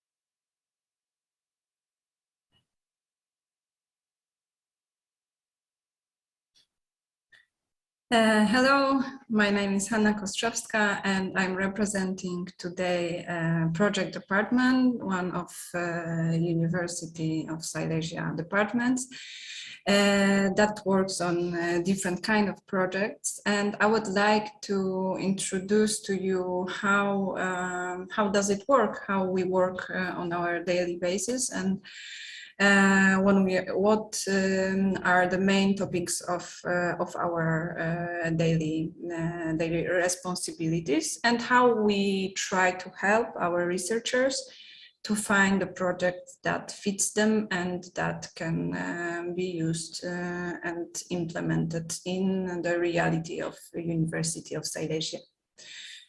Who are we? We are the team of more than 30 specialists here in the rectorate building. So in the central part of the project department, we work together. But also there are project teams in each university department, and in these project teams there are also specialists that are helping researchers in developing project proposals when they need this kind of help. What do we do? So what are our main responsibilities, and what are the topics of our work? We try to help as much as it is possible to find funding opportunities for our researchers, for different teams, for different departments. And the first scope of our daily activities is mainly related to knowledge and information, as you can see on the slide. So we try to inform and to spread the knowledge about the various forms of funding. So when some kind of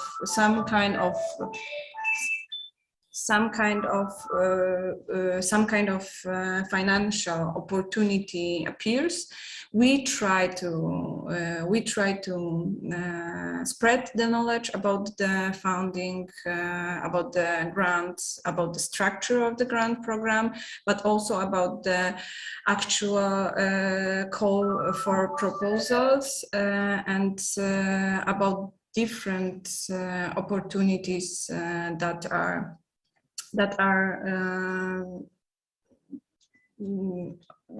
are possible for our researchers.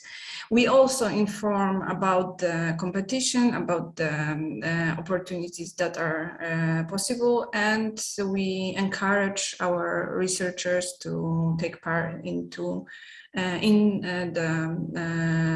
applying process. We also try to inform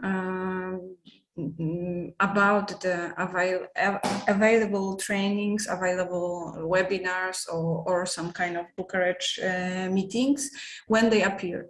So we inform and we spread the information about the proposals, but we also encourage not only to apply, but also to gain information or gain knowledge about the application process, even if it's just the first step for the researchers. So sometimes they don't have the chosen call or chosen grant opportunity, but they take part in the trainings or the workshops that are organized just to find out if this form of funding is suitable for them. And of course, as a project department, we try to prepare and then to implement the individualized forms of training for our researchers, for the different departments of University of Silesia. If there is a need, we try to meet, to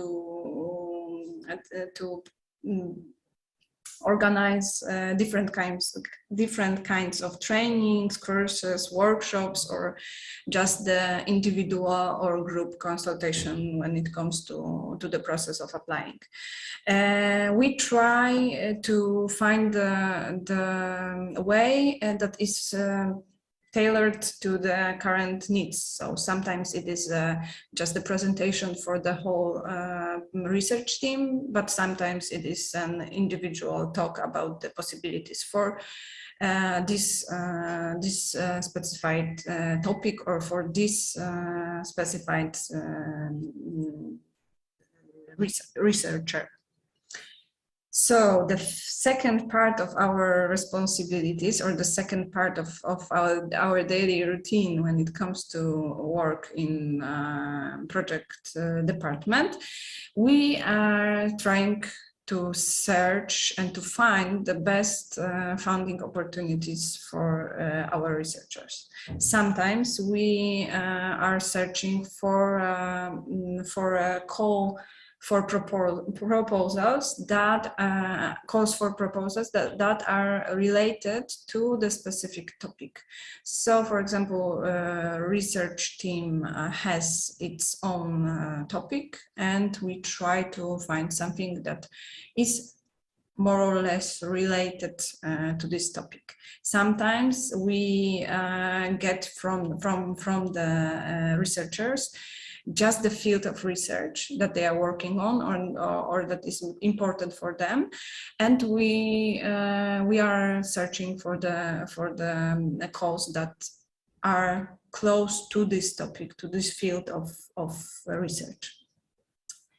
Of course, we also are looking for possibilities of some kind of institutional partnerships. So sometimes there are proposals that are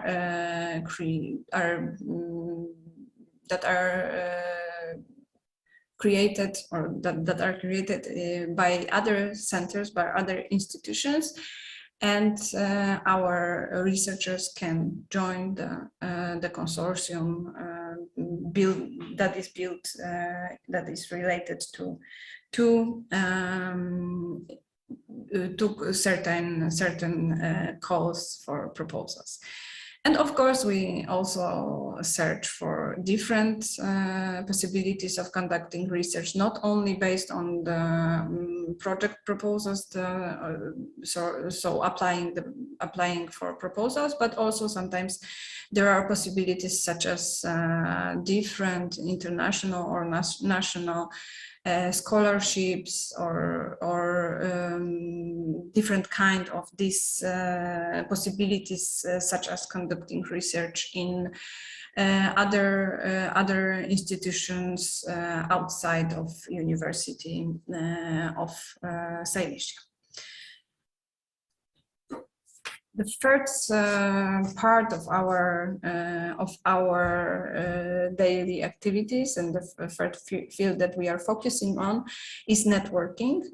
So our job is to search for partner networks, search for partners, send offers of our research institutes and research teams to other partners, to other institutions, but also to companies. Especially when we try to develop some kind of project proposal, and we are trying to apply for a specific grant. Sometimes, of course, there is a need to create a consortium, and in that case, we need this international or national partnership. And that's why we focus on finding a partner to create partners to create consortium. But we also, sometimes, of course, the consortium is related to the certain call for proposal. So we are focusing on the main topic of the call. But sometimes we try to promote the offer of our research institute or teams outside the university, just to let other institutions know that we are capable and we are willing to cooperate in a different kind of international programs and international projects. And of course, we are active not only during the process of applying for a grant, so during the proposal writing, during the application process, during the evaluation of the grant proposal, but also we are active when it comes to project implementation. So when it comes to preparing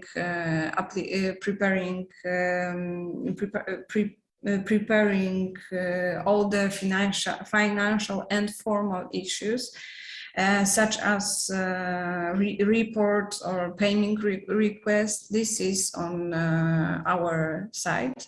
So we are taking care of the project documentation.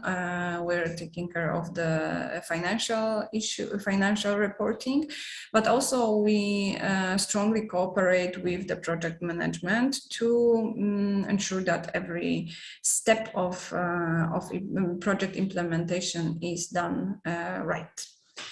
And also we supervise the formal correctness of the project implementation, and we are helping when there is a need related to the formal matters when it comes to project implementation. And when it comes to our projects, we have now ongoing educational R&D projects and investment projects, and just small scope when it comes to what we are doing now and what kind of projects we are implementing here at the University of Silesia. When it comes to educational projects, so we have 71 projects that is carried out both from national and international funds. This is the information for this end of last year, so for December 21.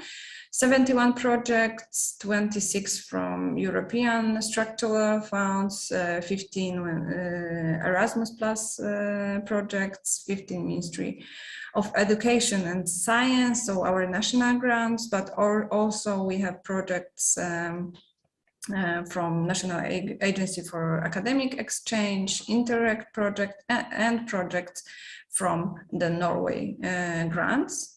We also as a research university developed and implement research and R&D projects. So there is 247 ongoing projects. More than 200 from the national fund, but also 34 projects from different foreign international sources of funding, such as Horizon 2020, and hopefully also Horizon Europe in the future, Interreg, Visegrad Fund, Polish-German Foundation for Science Fund, Justice, Eranet, and also from Norway grants and European Union structural funds. And also 7 projects funded by the National Center for Research and Development. There are also investment projects. As for now, we have 7 projects that are implemented with national funds and structural funds. from the European Union structural funds and 3 targeted subsidies from the ministry. So in total, we have 324 educational, investment, research, and R&D projects. And our challenges and goals. So what we would like to achieve in the future. So we are focusing on gaining more international research projects. So we are preparing the applications, but also we are hoping that it will be more and more international projects founded from the European grants, but also some projects that may be born outside of the funding system. We also try to increase the attractiveness of the university offered in the international area. That's why we are focusing also on preparing this offer of different departments and different research teams, and then we are trying to spread the knowledge about this offer and about our research teams outside of the university, both national and international. We are also, and this is the big challenge, but we are hoping that each day brings us a little bit closer to the possibilities of grant opportunities and gaining new grants or different kind of possibilities for our researchers. So we encourage our researchers and we are helping them to prepare the application, to try to get scholarships, try to get funding from international and national programs. And of course, we also are focusing on in the international networking, searching for potential partners and improving the channels of communication with researchers. And we try to spread the information about our offer. So we try to get to researchers and research team and let them know that we as a project team can and will help them if they only want to apply for a grant. So these are our main challenges, and this is the end of my short presentation about the project team activities and project department responsibilities. Thank you very much.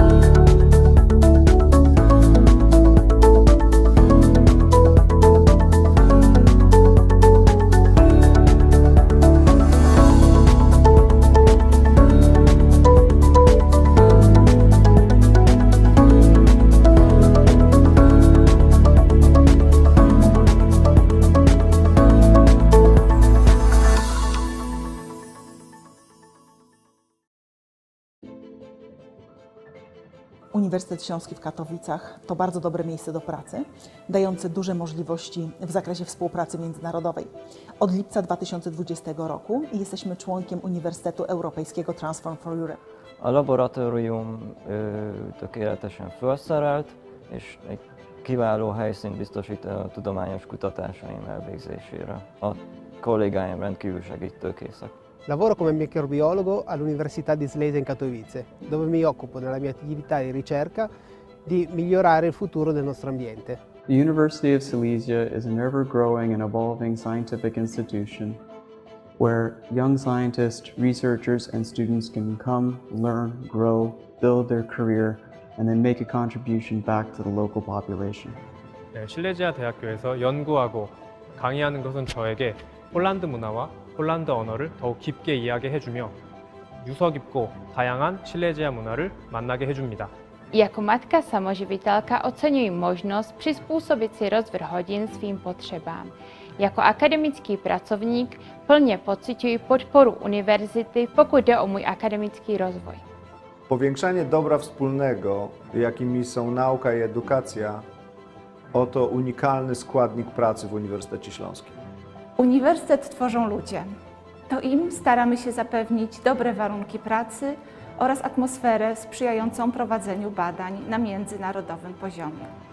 Działania podejmowane przez Uniwersytet są zgodne z zaleceniami Europejskiej Strategii przy zatrudnianiu naukowców, o czym świadczy przyznane Uniwersytetowi wyróżnienie HR Excellence in Research. Nazywam się Małgorzata Myśliwiec, jestem profesorem w Instytucie Nauk Politycznych Uniwersytetu Śląskiego w Katowicach. Sono Franco Magurno. Lavoro come microbiologo all'Università di Silesia in Katowice. Nádudvari Ádám vagyok, és a Sziléziai Egyetem természettudományi tanszékén dolgozok, adjunktusként másfél éve. Jmenuji se Lucie Zormanová a pracuji na Institutu pedagogiky jako odborný asistent. My name's Alexander Lowe. I work in the Institute of Chemistry as part of the Faculty of Science and Technology. 저는 실레지아 대학교에서 연구하는 유창일이라고 합니다. Nazywam się Ryszard Koziołek. Jestem nauczycielem, badaczem, profesorem, rektorem Uniwersytetu Śląskiego. Nazywam się Małgorzata Chrupa-Łapniak, jestem psychologiem i pracuję w dziale HR Uniwersytetu Śląskiego.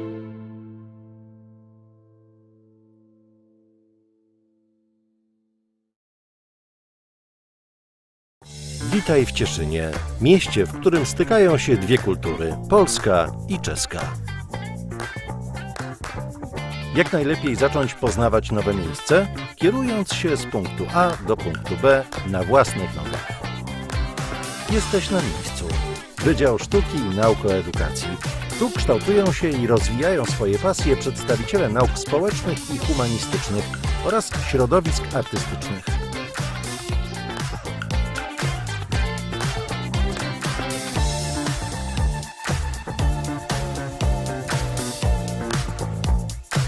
Cieszyński kampus jest jednym z najpiękniejszych obiektów Uniwersytetu Śląskiego. Jest w tym więcej niż ziarno prawdy, nie sądzisz? Instytut Sztuk Plastycznych jest domeną ludzi sztuki, grafików, malarzy, rzeźbiarzy, rysowników, projektantów graficznych i fotografów. Uczymy tu też projektowania gier i przestrzeni wirtualnych. Instytut Sztuk Muzycznych jest kuźnią młodych instrumentalistów, wokalistów i realizatorów nagrań. Teraz przyszedł czas na zasłużony relaks. Kieruj się do centrum. Jesteś na cieszyńskim rynku. Rozejrzyj się. Ładnie tu, prawda? Ten czarujący rynek powstał pod koniec XV wieku. Nadal można tu znaleźć pozostałości po średniowiecznej zabudowie. W Cieszynie nie brakuje miejsc z dobrą kawą.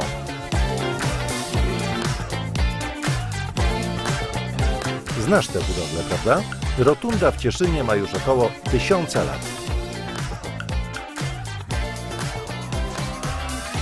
A wiedziałaś, że w Cieszynie jest Wenecja? Chodźmy tam. Historia cieszyńskiej Wenecji sięga XVI wieku. Znajdziesz tutaj zabytkową architekturę, a także liczne puby i restauracje. Cieszyn to miasto spotkanie dwóch kultur. Po drugiej stronie rzeki są Czechy. A teraz w góry. A to tylko początek Twojej uniwersyteckiej przygody.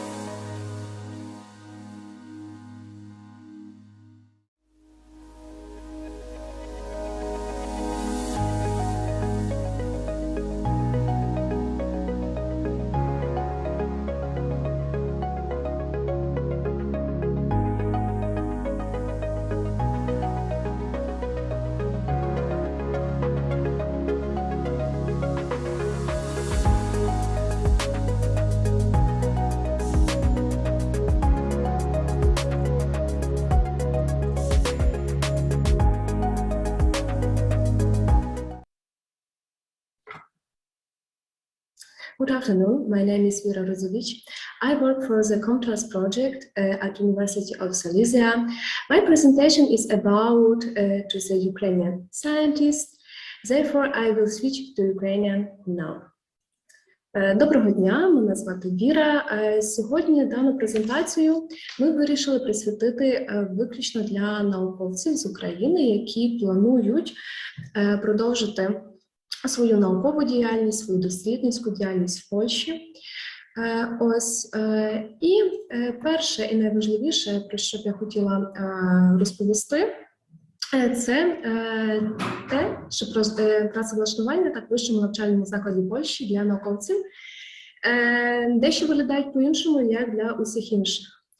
Тобто після 24 лютого 2022 року вийшла в силу спецустава, яка передбачає, що науковець, котрий перетнув кордон з Польщею, так, він може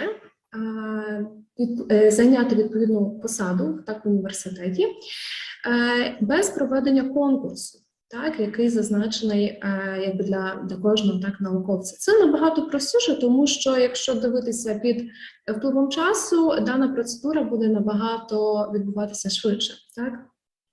Дану інформацію ви можете знайти на сайті, який ось представлений на презентації. Так, тобто це є сайт Республіки Польща. І вся необхідна інформація знаходиться там. Що відносно нашого так, Сілеського університету, то, звісно, університет теж надає можливість працювати дослідникам з України і пропонує різні форми допомоги, про які ми, звісно, поговоримо пізніше. Допомога полягає в першу чергу в наданні інформації, так, вказівці, наприклад, відповідних документів, які потрібно, можна так сказати, показати, так, або, якби, грубо кажучи, мати з собою. І так само в перекладах, так, перекладах документів, як в письмовому перекладі, так і усному. На даний момент Сілеський університет подав 5 таких заяв до Національного наукового центру за програмою для дослідників з України, так, щоб продовжити дослідження в Польщі. Тобто, що передбачає так, ці проекти? Так, то в рамах якби, цієї програми можна отримати кошти так, на працевлаштування на 12 місяців, так, які будуть покривати якби, кошти самого проживання науковця. І так само, якщо, можливо, даний проєкт передбачає необхідні матеріали, такі як, скажімо, можливо, для дослідів і так далі, тобто це теж передбачається. Наступне, так, на що потрібно звернути увагу, це, звісно, нострифікація диплому. Я думаю, що для кожного з вас це не є, скажімо так, нове слово. Це процедура, так, яка передбачає себе визнання документів іноземних держав про вищу і післядипломну професійну освіту. Так, тобто, як це виглядає? Вам потрібно в першу чергу відвідати сайт nava.gov.pl. Зараз я вам покажу його на наступному теж слайді. І ось він, так. І ось тут є така система, як кваліфікатор. Так. Чим він допомагає, цей кваліфікатор? Це те, що ви можете відшукати так, в такому якби пошукувальній такій системі свій диплом. Ось і перевірити, чи він підлягає нострифікації, чи ні. Тобто це абсолютно можна перевірити для кожної країни. Ще так, відносно нострифікації, що б я хотіла додати, так, на що потрібно звернути увагу, це документи, так, які повинні у вас бути з собою, про які я згадувала раніше. Тобто це, в першу чергу, диплом про підтвердження надання наукового ступеня. Тобто, якщо, наприклад, у вас є ступінь кандидата наук, так, або доктора наук, обов'язково у вас повинен бути цей диплом. Так? І, звісно, перекладений на польську мову. Так? Наступне – це документи ще підстави для присвоєння наукового ступеня. Так? Якщо це, наприклад, кандидат наук, так, або доктор наук, повинні бути теж відповідні документи. Так само диплом про закінчення навчання, тобто це можуть бути документи, так, які можуть, наприклад, вплинути так, на пришвидшення виконання даної процедури. Наступне, це ще є дуже важлива заява, так, яка передбачає в собі, що ваш диплом він не був раніше уже нострифікований, так, на території Польщі. І в цій заяві, так як ви можете тут побачити, має бути вказана теж дата і місце вашого народження. Плюс підписний пункт, тобто це є таке якби РОДО, тобто якби підтвердження для обробки ваших даних особових. І теж ще додатково дві заяви, так, польською мовою теж. Перша – це заява про таке якби прохання про нострифікацію, а друга – прохання про звільнення, так, з нострифікації. Після завершення цієї процедури кандидат отримає сертифікат від університету, який є підписаний ректором, і можна якби використовувати його в інших навчальних закладах Польщі. Так? Тобто, наприклад, якщо ви, скажімо так, отримаєте нострифікацію вашого диплому в одному університеті, бо працює якийсь час, а можливо в майбутньому ви хочете, наприклад, змінити університет, ваша нострифікація буде далі актуальна. І до цього всього списку я б додала ще якби такий, якби, можливо, скажімо так, я згадаю, так, про цей нюанс, обов'язково повинні бути оригінали, так, усіх документів, плюс копії, плюс, звісно, переклади. Якщо говорити про наш Сілеський університет, ви можете відіслати ваші документи двома формами. Тобто перша форма – це може бути електронно, так, можна вислати, наприклад, мейлом. А друга – це особисто, так, принести до університету. Так. Відносно нострифікації на даному відео ви можете побачити, де саме знаходиться у нас на сайті інформація. Так, необхідно, тому що я розповіла тільки таку загальну. Так. Якщо так більш детально, ось дане відео показує нам, що ви повинні зайти на початку оферти праці, ось, а потім ось на самому кінці у нас є інформація про нострифікацію для кожного ступеня. Так, звісно, дана інформація польською мовою. Так, тобто є для випадку, так, коли є диплом з польським стопнем доктора, так, і так само зі стопнем доктора хабілітованого.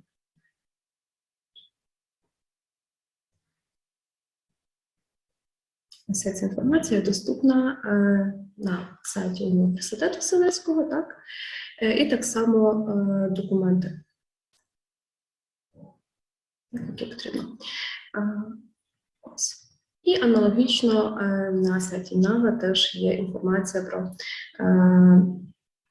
присвоєння титулів, так, які є відповідними титулами науковими на території Польщі. Ось уже кваліфікатор, так, про який я згадувала раніше, де ви можете перевірити, так, що дійсно ваш диплом він підполягає, так, під нострифікацію. Аналогічно в наступному відео ми знаходимося на сайті НАВИ,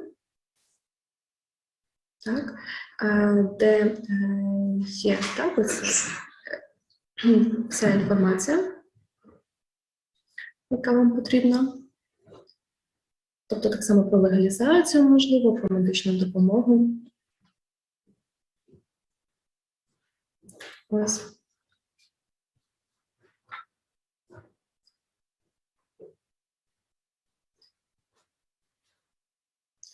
Так, і ось тут ви теж знайдете цей необхідний кваліфікатор. Так, ви вибираєте країну. Ви так само вибираєте, так, який це титул. Тут ми маємо абсолютно усі.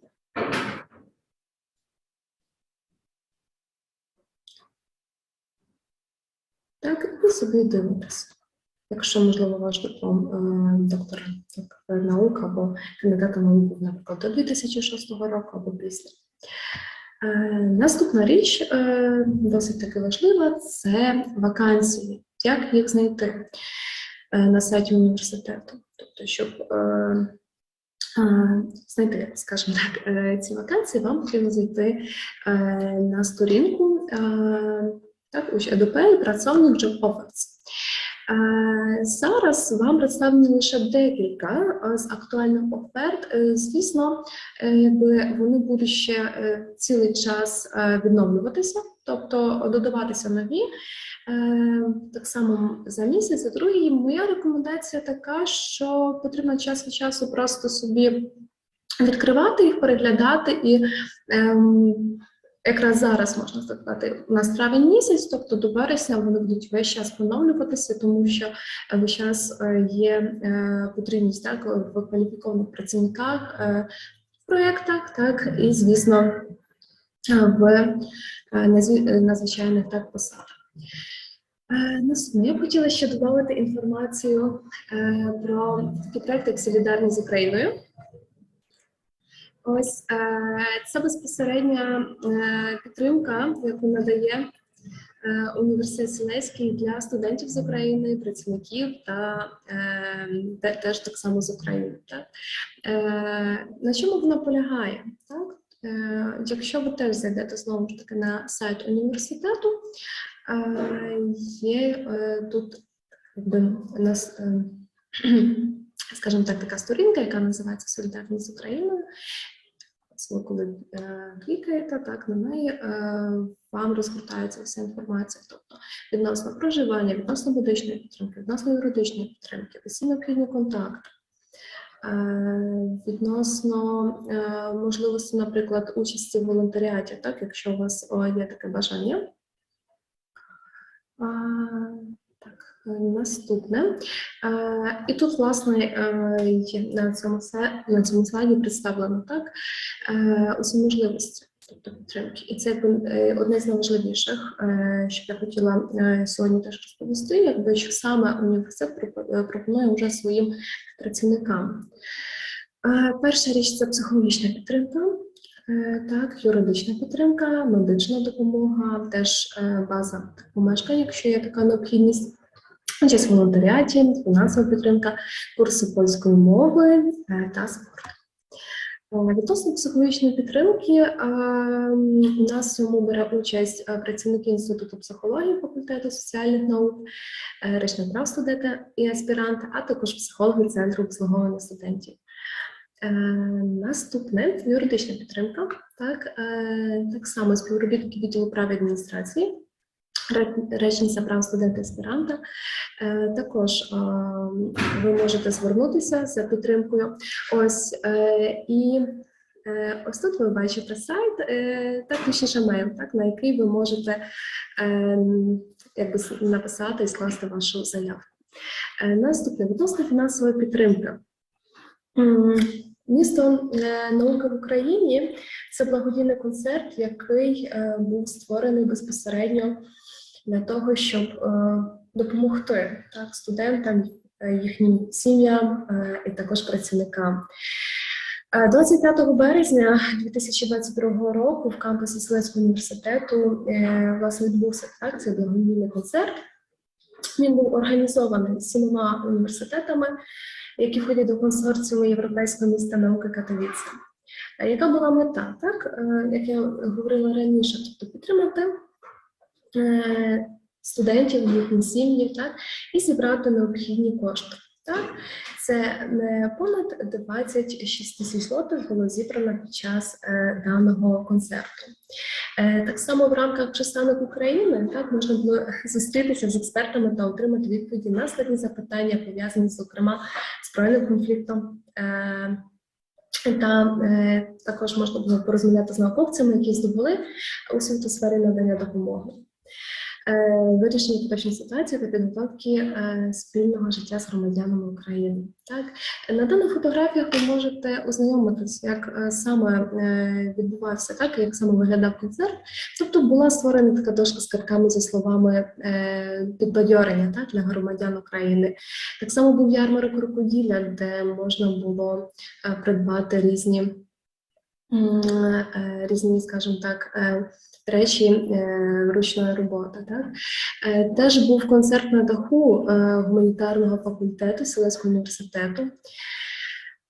Наступне, теж уже вечором, так, бо цей концерт він тривав від години 12-13 дня до майже 10 вечора.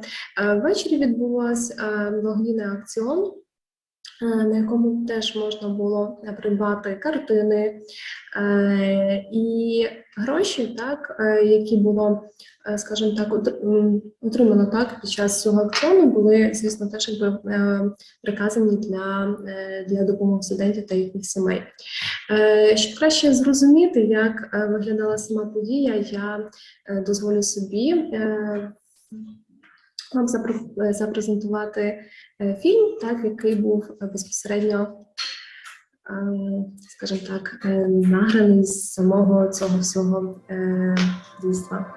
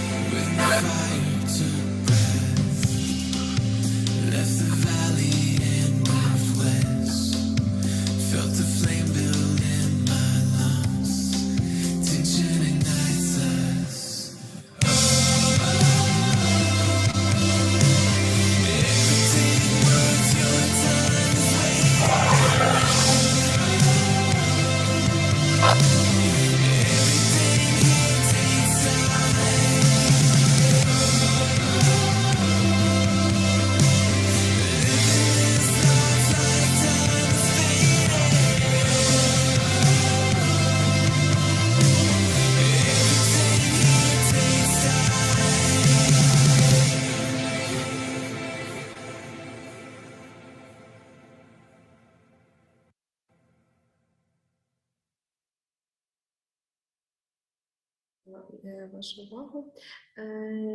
Йдемо далі. Ще теж відносно, якщо говорити підтримки для працівників з України та кандидатів, Університет Силезький пропонує курси польської мови. Так? Тобто у нас при університеті є школа польської мови та культури. І як відбуваються заняття? Так, заняття відбуваються онлайн 2 рази в тиждень, тобто по 1,5 години, тобто в тиждень це 3 години. І так само заняття теж можуть відбуватися стаціонарно. Як може записатися на цей курс? Це дуже просто, лише потрібно мейлом відіслати ваші дані, тобто ім'я, прізвище, ваш мейл і номер телефону, і сам працівник цієї школи з вами сконтактується. Тобто це вже теж так само, якщо ви будете так, якби вже працювати в Силезькому університеті, є така можливість. І на сам кінець я б хотіла згадати теж про спорт. Так? Тобто є в університеті Знайському така секція, як АЗТС, Академічний зв'язок спортовий. Що він передбачає? Передбачає те, що кожен з працівників так, або студентів може теж займатися так, спортом в різних спортивних секціях. Безпосередньо зараз для працівників з України та студентів з України, а також всіх бажаючих, є можливість продовжити, скажімо так, свою спортивну діяльність за допомогою так, університету. Є такий сайт академічний зв'язок з порталом, на якому знаходиться вся необхідна інформація, тобто і так само описані секції, на які ви можете записатися. Для того, щоб так, це зробити, вам потрібно лише заповнити формуляр, який знаходиться теж на даному сайті, відіслати свою заявку і все. Так? Тобто тут немає нічого складного. От. Підсумовуючи мою презентацію, я хотіла б так вас проінформувати, що найголовніше в цьому всьому процесі, так, тому що згадувала про нострифікацію, говорила про документи, немає абсолютно нічого складного, просто найважливіше, якщо ви дійсно зацікавлені продовженням вашої кар'єри, так, або, можливо, дослідницької діяльності в університеті, найважливіше вам потрібно це дійсно сконтактуватися з відділом, так, яким ви, наприклад, зацікавлені, тобто вся ця інформація знаходиться у нас на сайті. А також ви без проблем можете звернутися в Welcome Point. Welcome Point – це пункт, який займається допомогою та підтримкою для працівників за кордону, так, не лише з України, але для усіх працівників за кордоном. Контакт ви бачите по правій стороні. Ось, тут нас є Welcome, так, це на вулиці Банковій, 14, ви маєте номер телефону, тут мейл, де ви можете дійсно відсилати свої запитання, контактуватися з нами. От, і ми спробуємо вам допомогти усіма, скажімо так, можливостями, так, які у нас будуть. От, тому з цим абсолютно не повинно бути ніяких проблем. От, і на сам кінець я хотіла свою презентацію завершити цитатою однієї з найвідоміших українських письменниць Ліни Костенко. Це вона звучить так: «І все на світі треба пережити, бо кожен фініш – це, по суті, старт». Тому ласкаво просимо вас, запрошуємо, так, відвідати наш Силезький університет, якщо ви будете зацікавлені продовженням, так, вашої діяльності у нас. Без питань ми завжди вам зможемо допомогти відповісти на всі ваші питання. Дякую за увагу.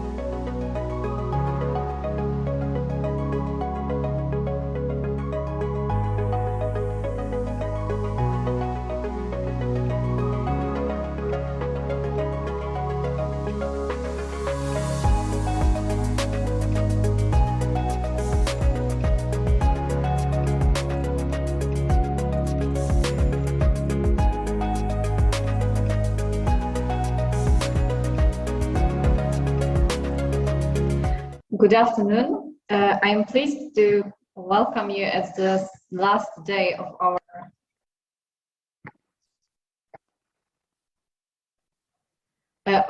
event.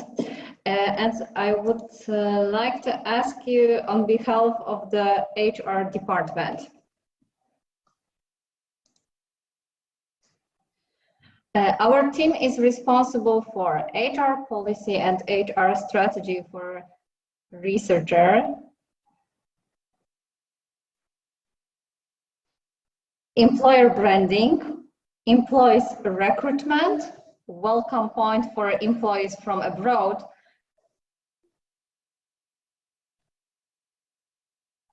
onboarding for newly employed, and employee performance appraisal and employee career development.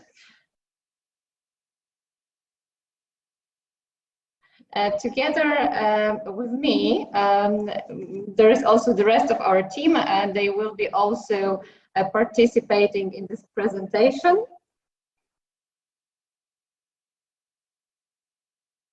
So Dr. Małgorzata Chrupa-Łapniak, Wira Rudzewicz, Agata Sołdrowska from Welcome Point, and we also have our guest,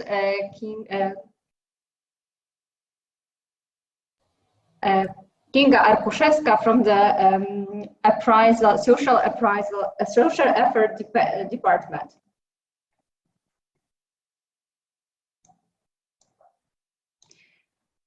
Okay, first of all, we would like to present you the University of Silesia as a workplace to work and grow.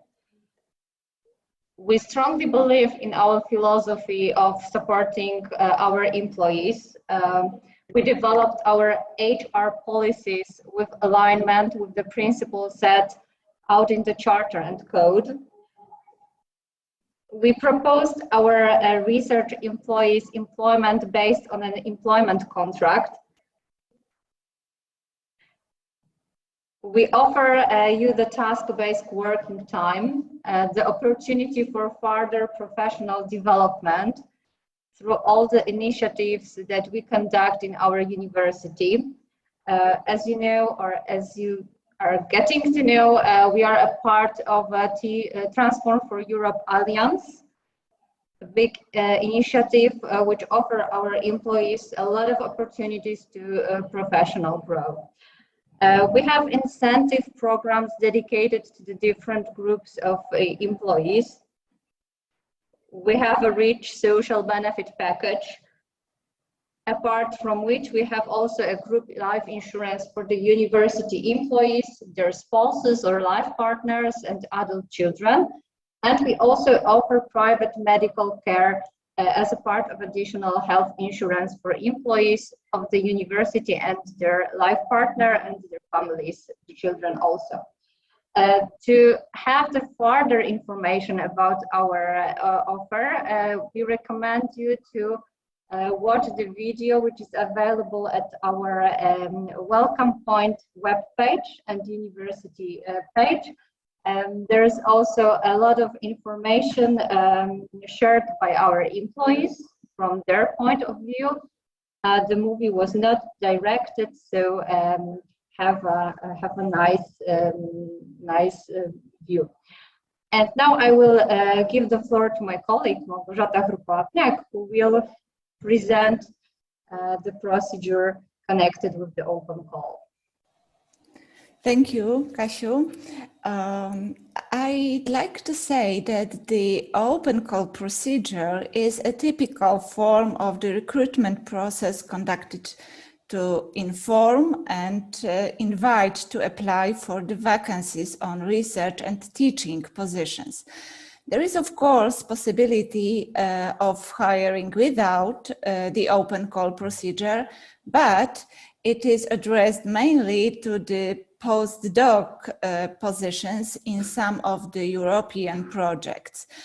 And in some cases, academic teachers, not only researchers, but also teachers might be employed without the open call procedure, but only for the 3-month period or as a part-time job.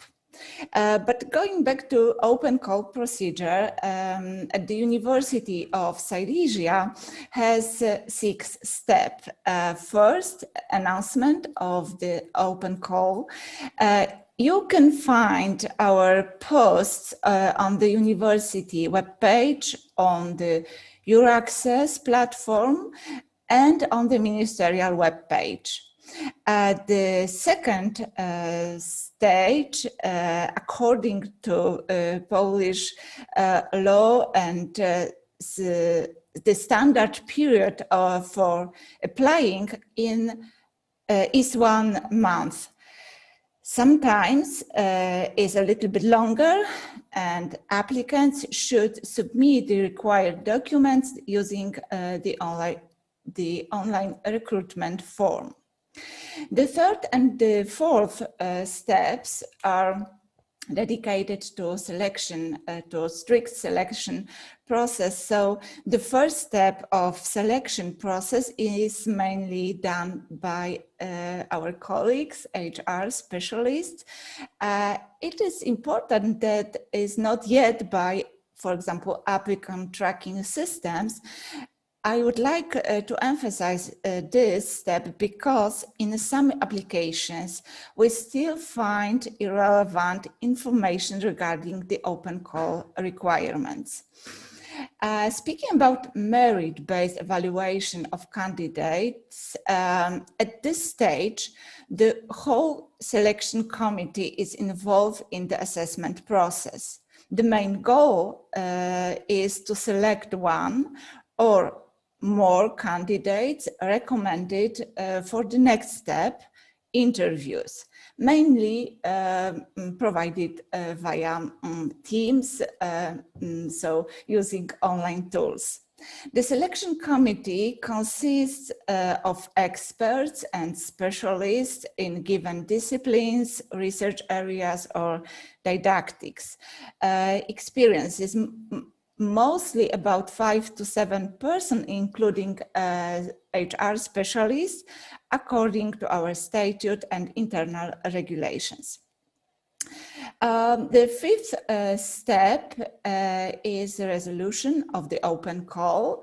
There are 2 possible situations according to our internal regulations. First one, an open call may remain unresolved because of lack of the candidates who meet the open call requirements to a sufficient degree according to the strategy of the university or the strategy of the faculty or institute as well. In such case, the open call procedure may start again later. The second, and of course expected situation, is when the open call has been resolved. Then the selection committee recommends one candidate for employment and in many cases creates a ranking of candidates. Thus, if the first recommended candidate resigns from the position, the second candidate on the list is recommended for employment. It is very crucial to be in touch and inform about the process our candidates. So we in HR department do our best to stay in contact during the open call procedure. HR employees contact every candidate applying for the position and inform them about the final selection committee decision and what is going to happen after accepting the job offer. At the end of the process, we send the link to the short survey on candidates' experiences to each candidate who applied for the position. It is crucial to develop the strategy and improve our procedures. And could you stay one? Thank you.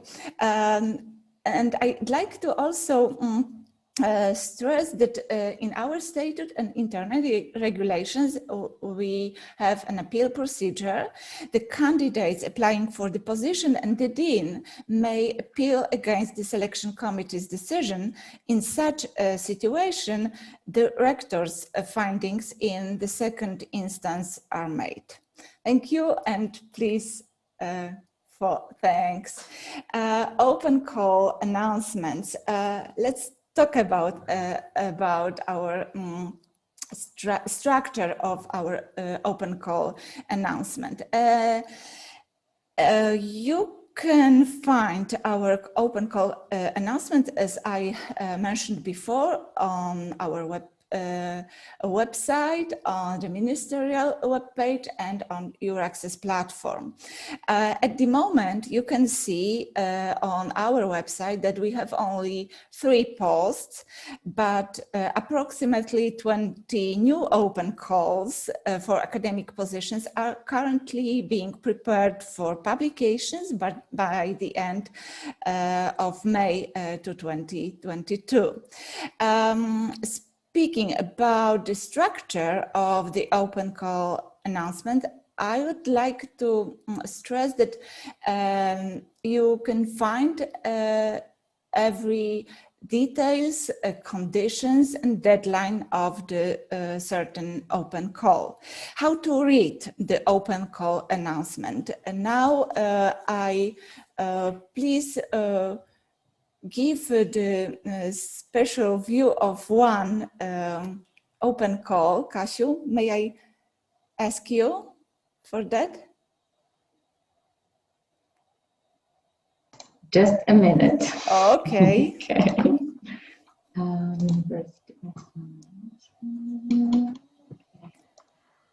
I've checked that in my computer the hyperlinks works.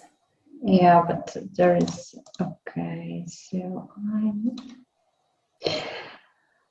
just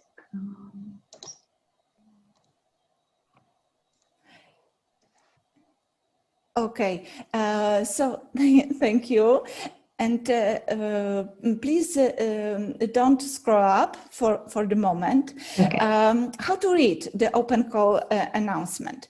The employment conditions, that means the name of the position, number of posts, job placement, legal needs, you can find at the top of the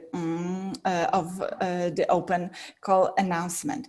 But at the bottom, as you can scroll, you can find also very crucial information about schedule, about required documents, and our benefits.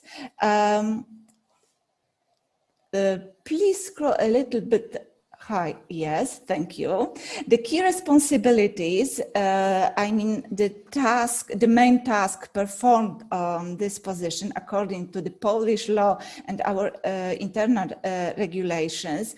You can see key responsibilities and after the formal and additional requirements. So the requirements connected with the scientific degree or title or research area and scientific achievements and academic teaching experience, visibility, and even international cooperations competence, and other skills like, for example, knowledge of English, knowledge of Polish, and other additional requirements. They are the main part of our open call announcement.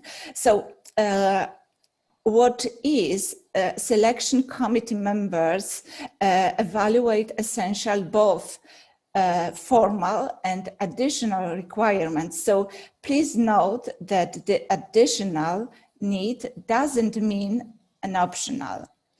About schedule of the open call I've mentioned before, but keep in mind the dates pointed in the announcement, and according to the statute, we have 2 months to take final decision. And thank you for this slide. Please go to the next. It is 6, I suppose. Yes. Selection process, key points for candidates. Now let's talk about some key points, especially for candidates from abroad, legal conditions and statutes obligatory required qualifications. I'd like to stress that the person interested in our job offers should meet all qualifications according to the Act and the statute. That means that all candidates have full legal capacity, enjoy full public rights, and have not been convicted by a final judgment. And of course, the candidates also should meet an open call requirements. Formal assessment in practice that is checking the completeness of the documentation, which allows us to follow the next step, the merit-based evaluation. Merit-based evaluations is checking the level of meeting the open call requirements, including the interview with some candidates who meet the open call requirements to the highest degree. In some cases, the candidates prepare during interviews some job samples and short presentations on given subject. And nostrification procedure.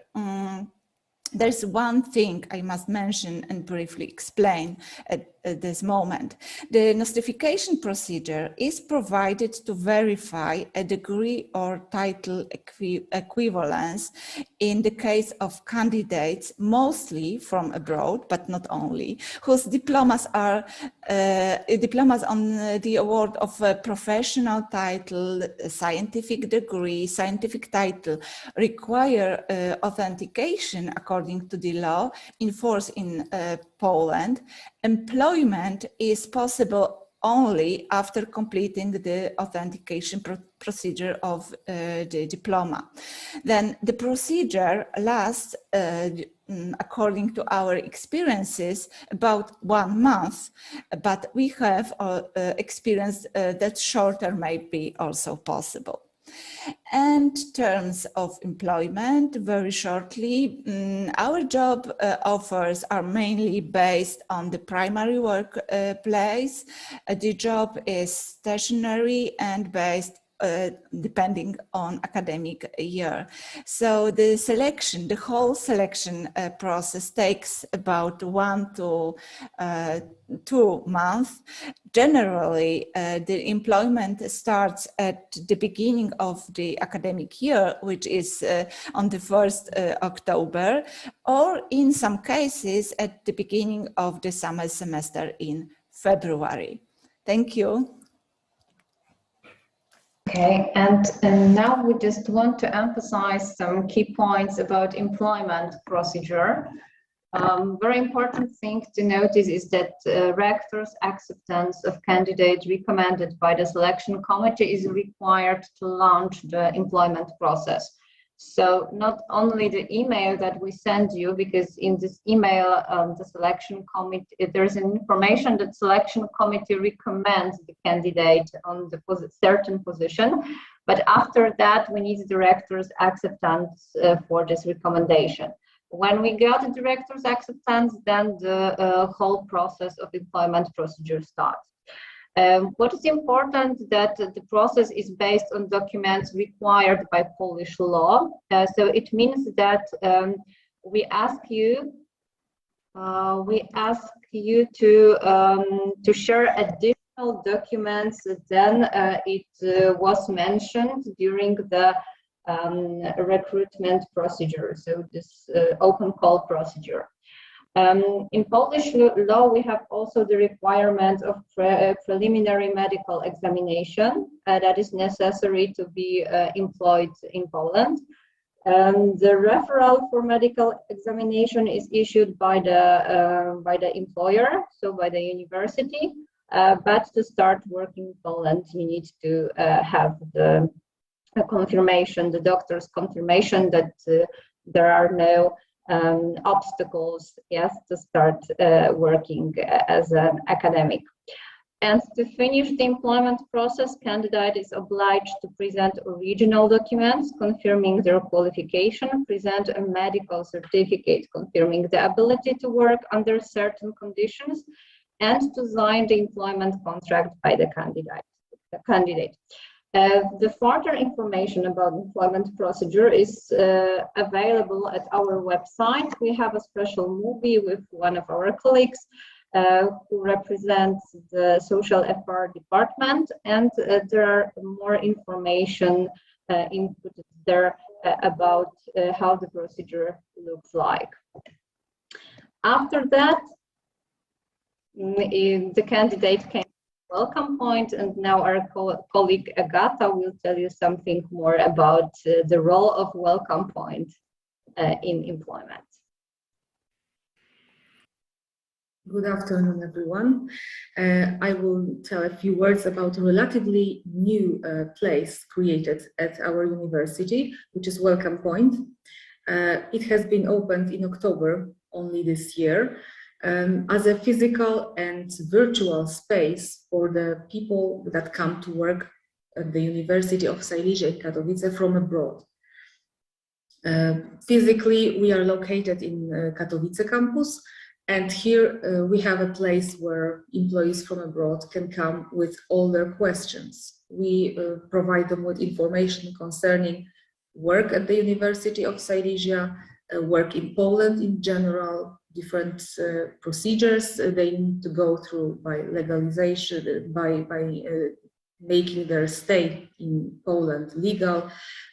We help them with collecting documents that they need to provide to Voivodeship office and answer all their questions, which are very important and which concern both the basic everyday problems and also our culture.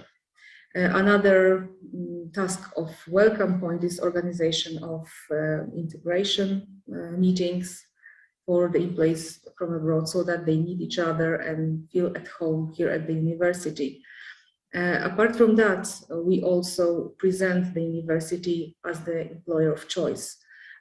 We show why it is worth to work here and that we are open and ready to welcome other employees that would come to work for us from abroad. It is also an opportunity for us to tell the stories of our present employees from abroad that already work here for shorter or for a longer time and can say how the work here looks like and why they chose University of Silesia in Katowice. Welcome Point was created as a part of the project financed by the National Agency for Academic Exchange.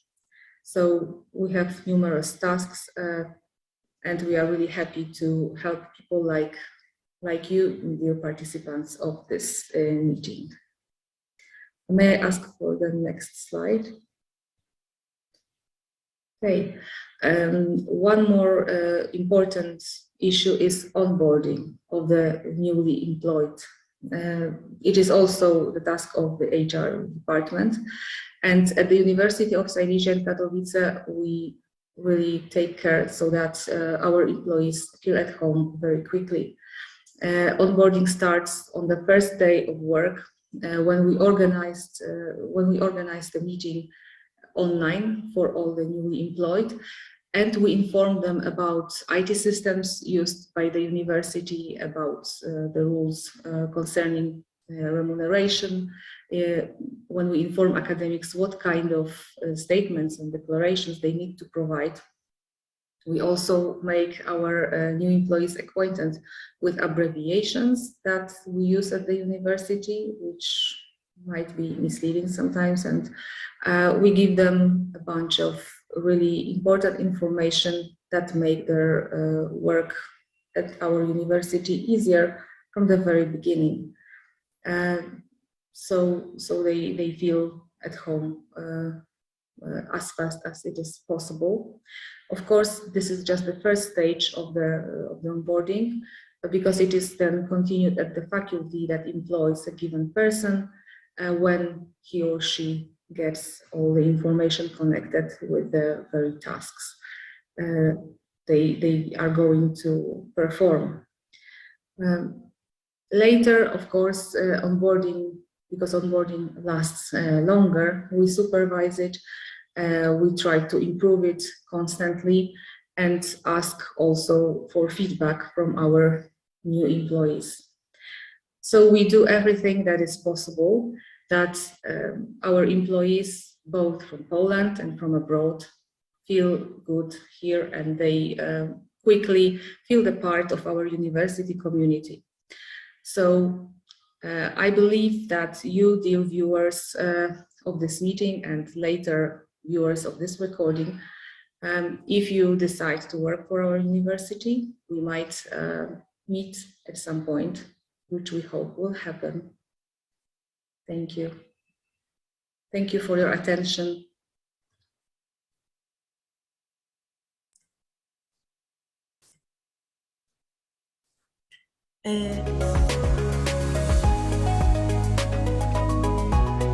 During the first virtual job fair, Nice to Meet Us. Thank you for being with us. We hope that the information which was presented during these 3 days brought you closer to the perspective of working at the University of Silesia in Katowice. Please remember that all contact details of our speakers are available on Virtual Job Fair website. Feel free to contact us. See you in Katowice.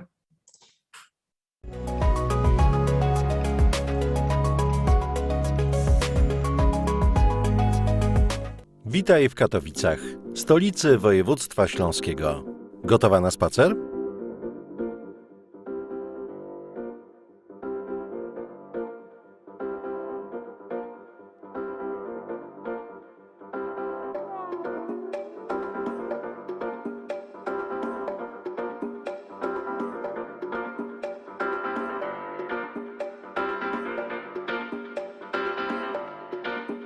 Jesteś na katowickim kampusie Uniwersytetu Śląskiego. Wydział Humanistyczny wprowadził się do tego budynku w 2021 roku. Zajrzymy do środka.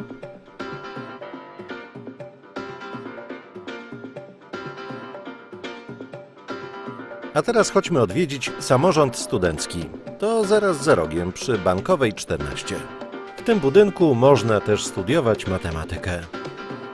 W budynku pod numerem 12 znajduje się siedziba rektoratu. Tutaj pracują władze uczelni, a Tobie polecam Centrum Obsługi Studentów, czyli wyjątkowo kolorowe miejsce w rektoracie. Chodźmy do sąsiadów z naprzeciwka. Wydział Nauk Społecznych przy ulicy Bankowej 11 kształci socjologów, politologów i dziennikarzy, którzy szlifują swoje umiejętności w nowoczesnym studiu. Studia to wiedza, książki i rozmowy ze znajomymi. Pokażę Ci miejsce, w którym połączysz wszystkie te 3 elementy. Mieści się tu Centrum Informacji Naukowej i Biblioteka Akademicka. I jeszcze jedno. Stąd jest już bardzo blisko do gwiazd. A to Wydział Prawa i Administracji. W XXI wieku wprowadził się do nowego budynku o niezwykłej architekturze. Tutaj także studenci przekuwają teorię w praktykę. Nasz kampus znajduje się nad rzeką Rawą, którą staramy się przywrócić miastu i jego mieszkańcom. Właśnie tu zorganizowaliśmy 5. edycję Śląskiego Festiwalu Nauki, w której wzięło udział 30 000 ludzi. Pora przejść na drugą stronę rzeki. Budynek Instytutu Chemii jest zabytkowy, ale badania, które w nim prowadzimy, są nowoczesne. Sprawdzimy skład chemiczny wody z Rawy. Widzę, że wciągnęła Cię praca w laboratorium. To może obejrzymy z bliska rośliny, które rosną nad Rawą. 2 kroki stąd jest Instytut Biologii, Biotechnologii i Ochrony Środowiska.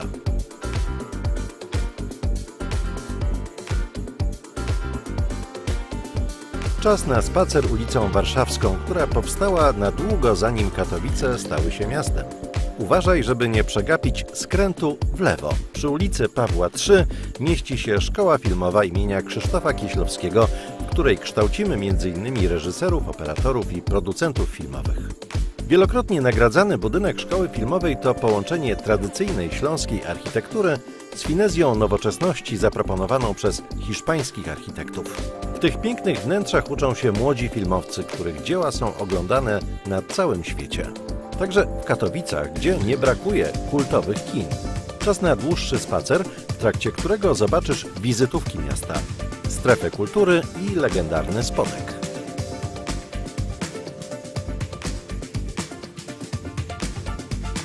To Wydział Nauk Społecznych przy ulicy Grażyńskiego 53, gdzie uczymy przyszłych pedagogów i psychologów. Spacer ulicami Mariacką i Dworcową to dobry moment na łyk kawy.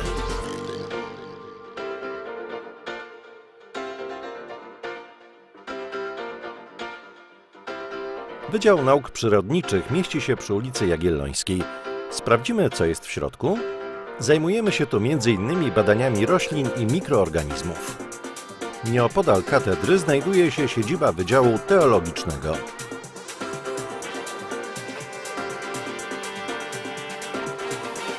Jesteśmy w dzielnicy Ligota, gdzie znajdują się nasze akademiki.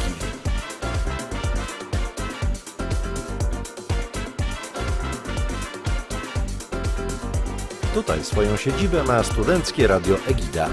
Opowiesz na antenie o dzisiejszej wyprawie? A to tylko początek Twojej uniwersyteckiej przygody.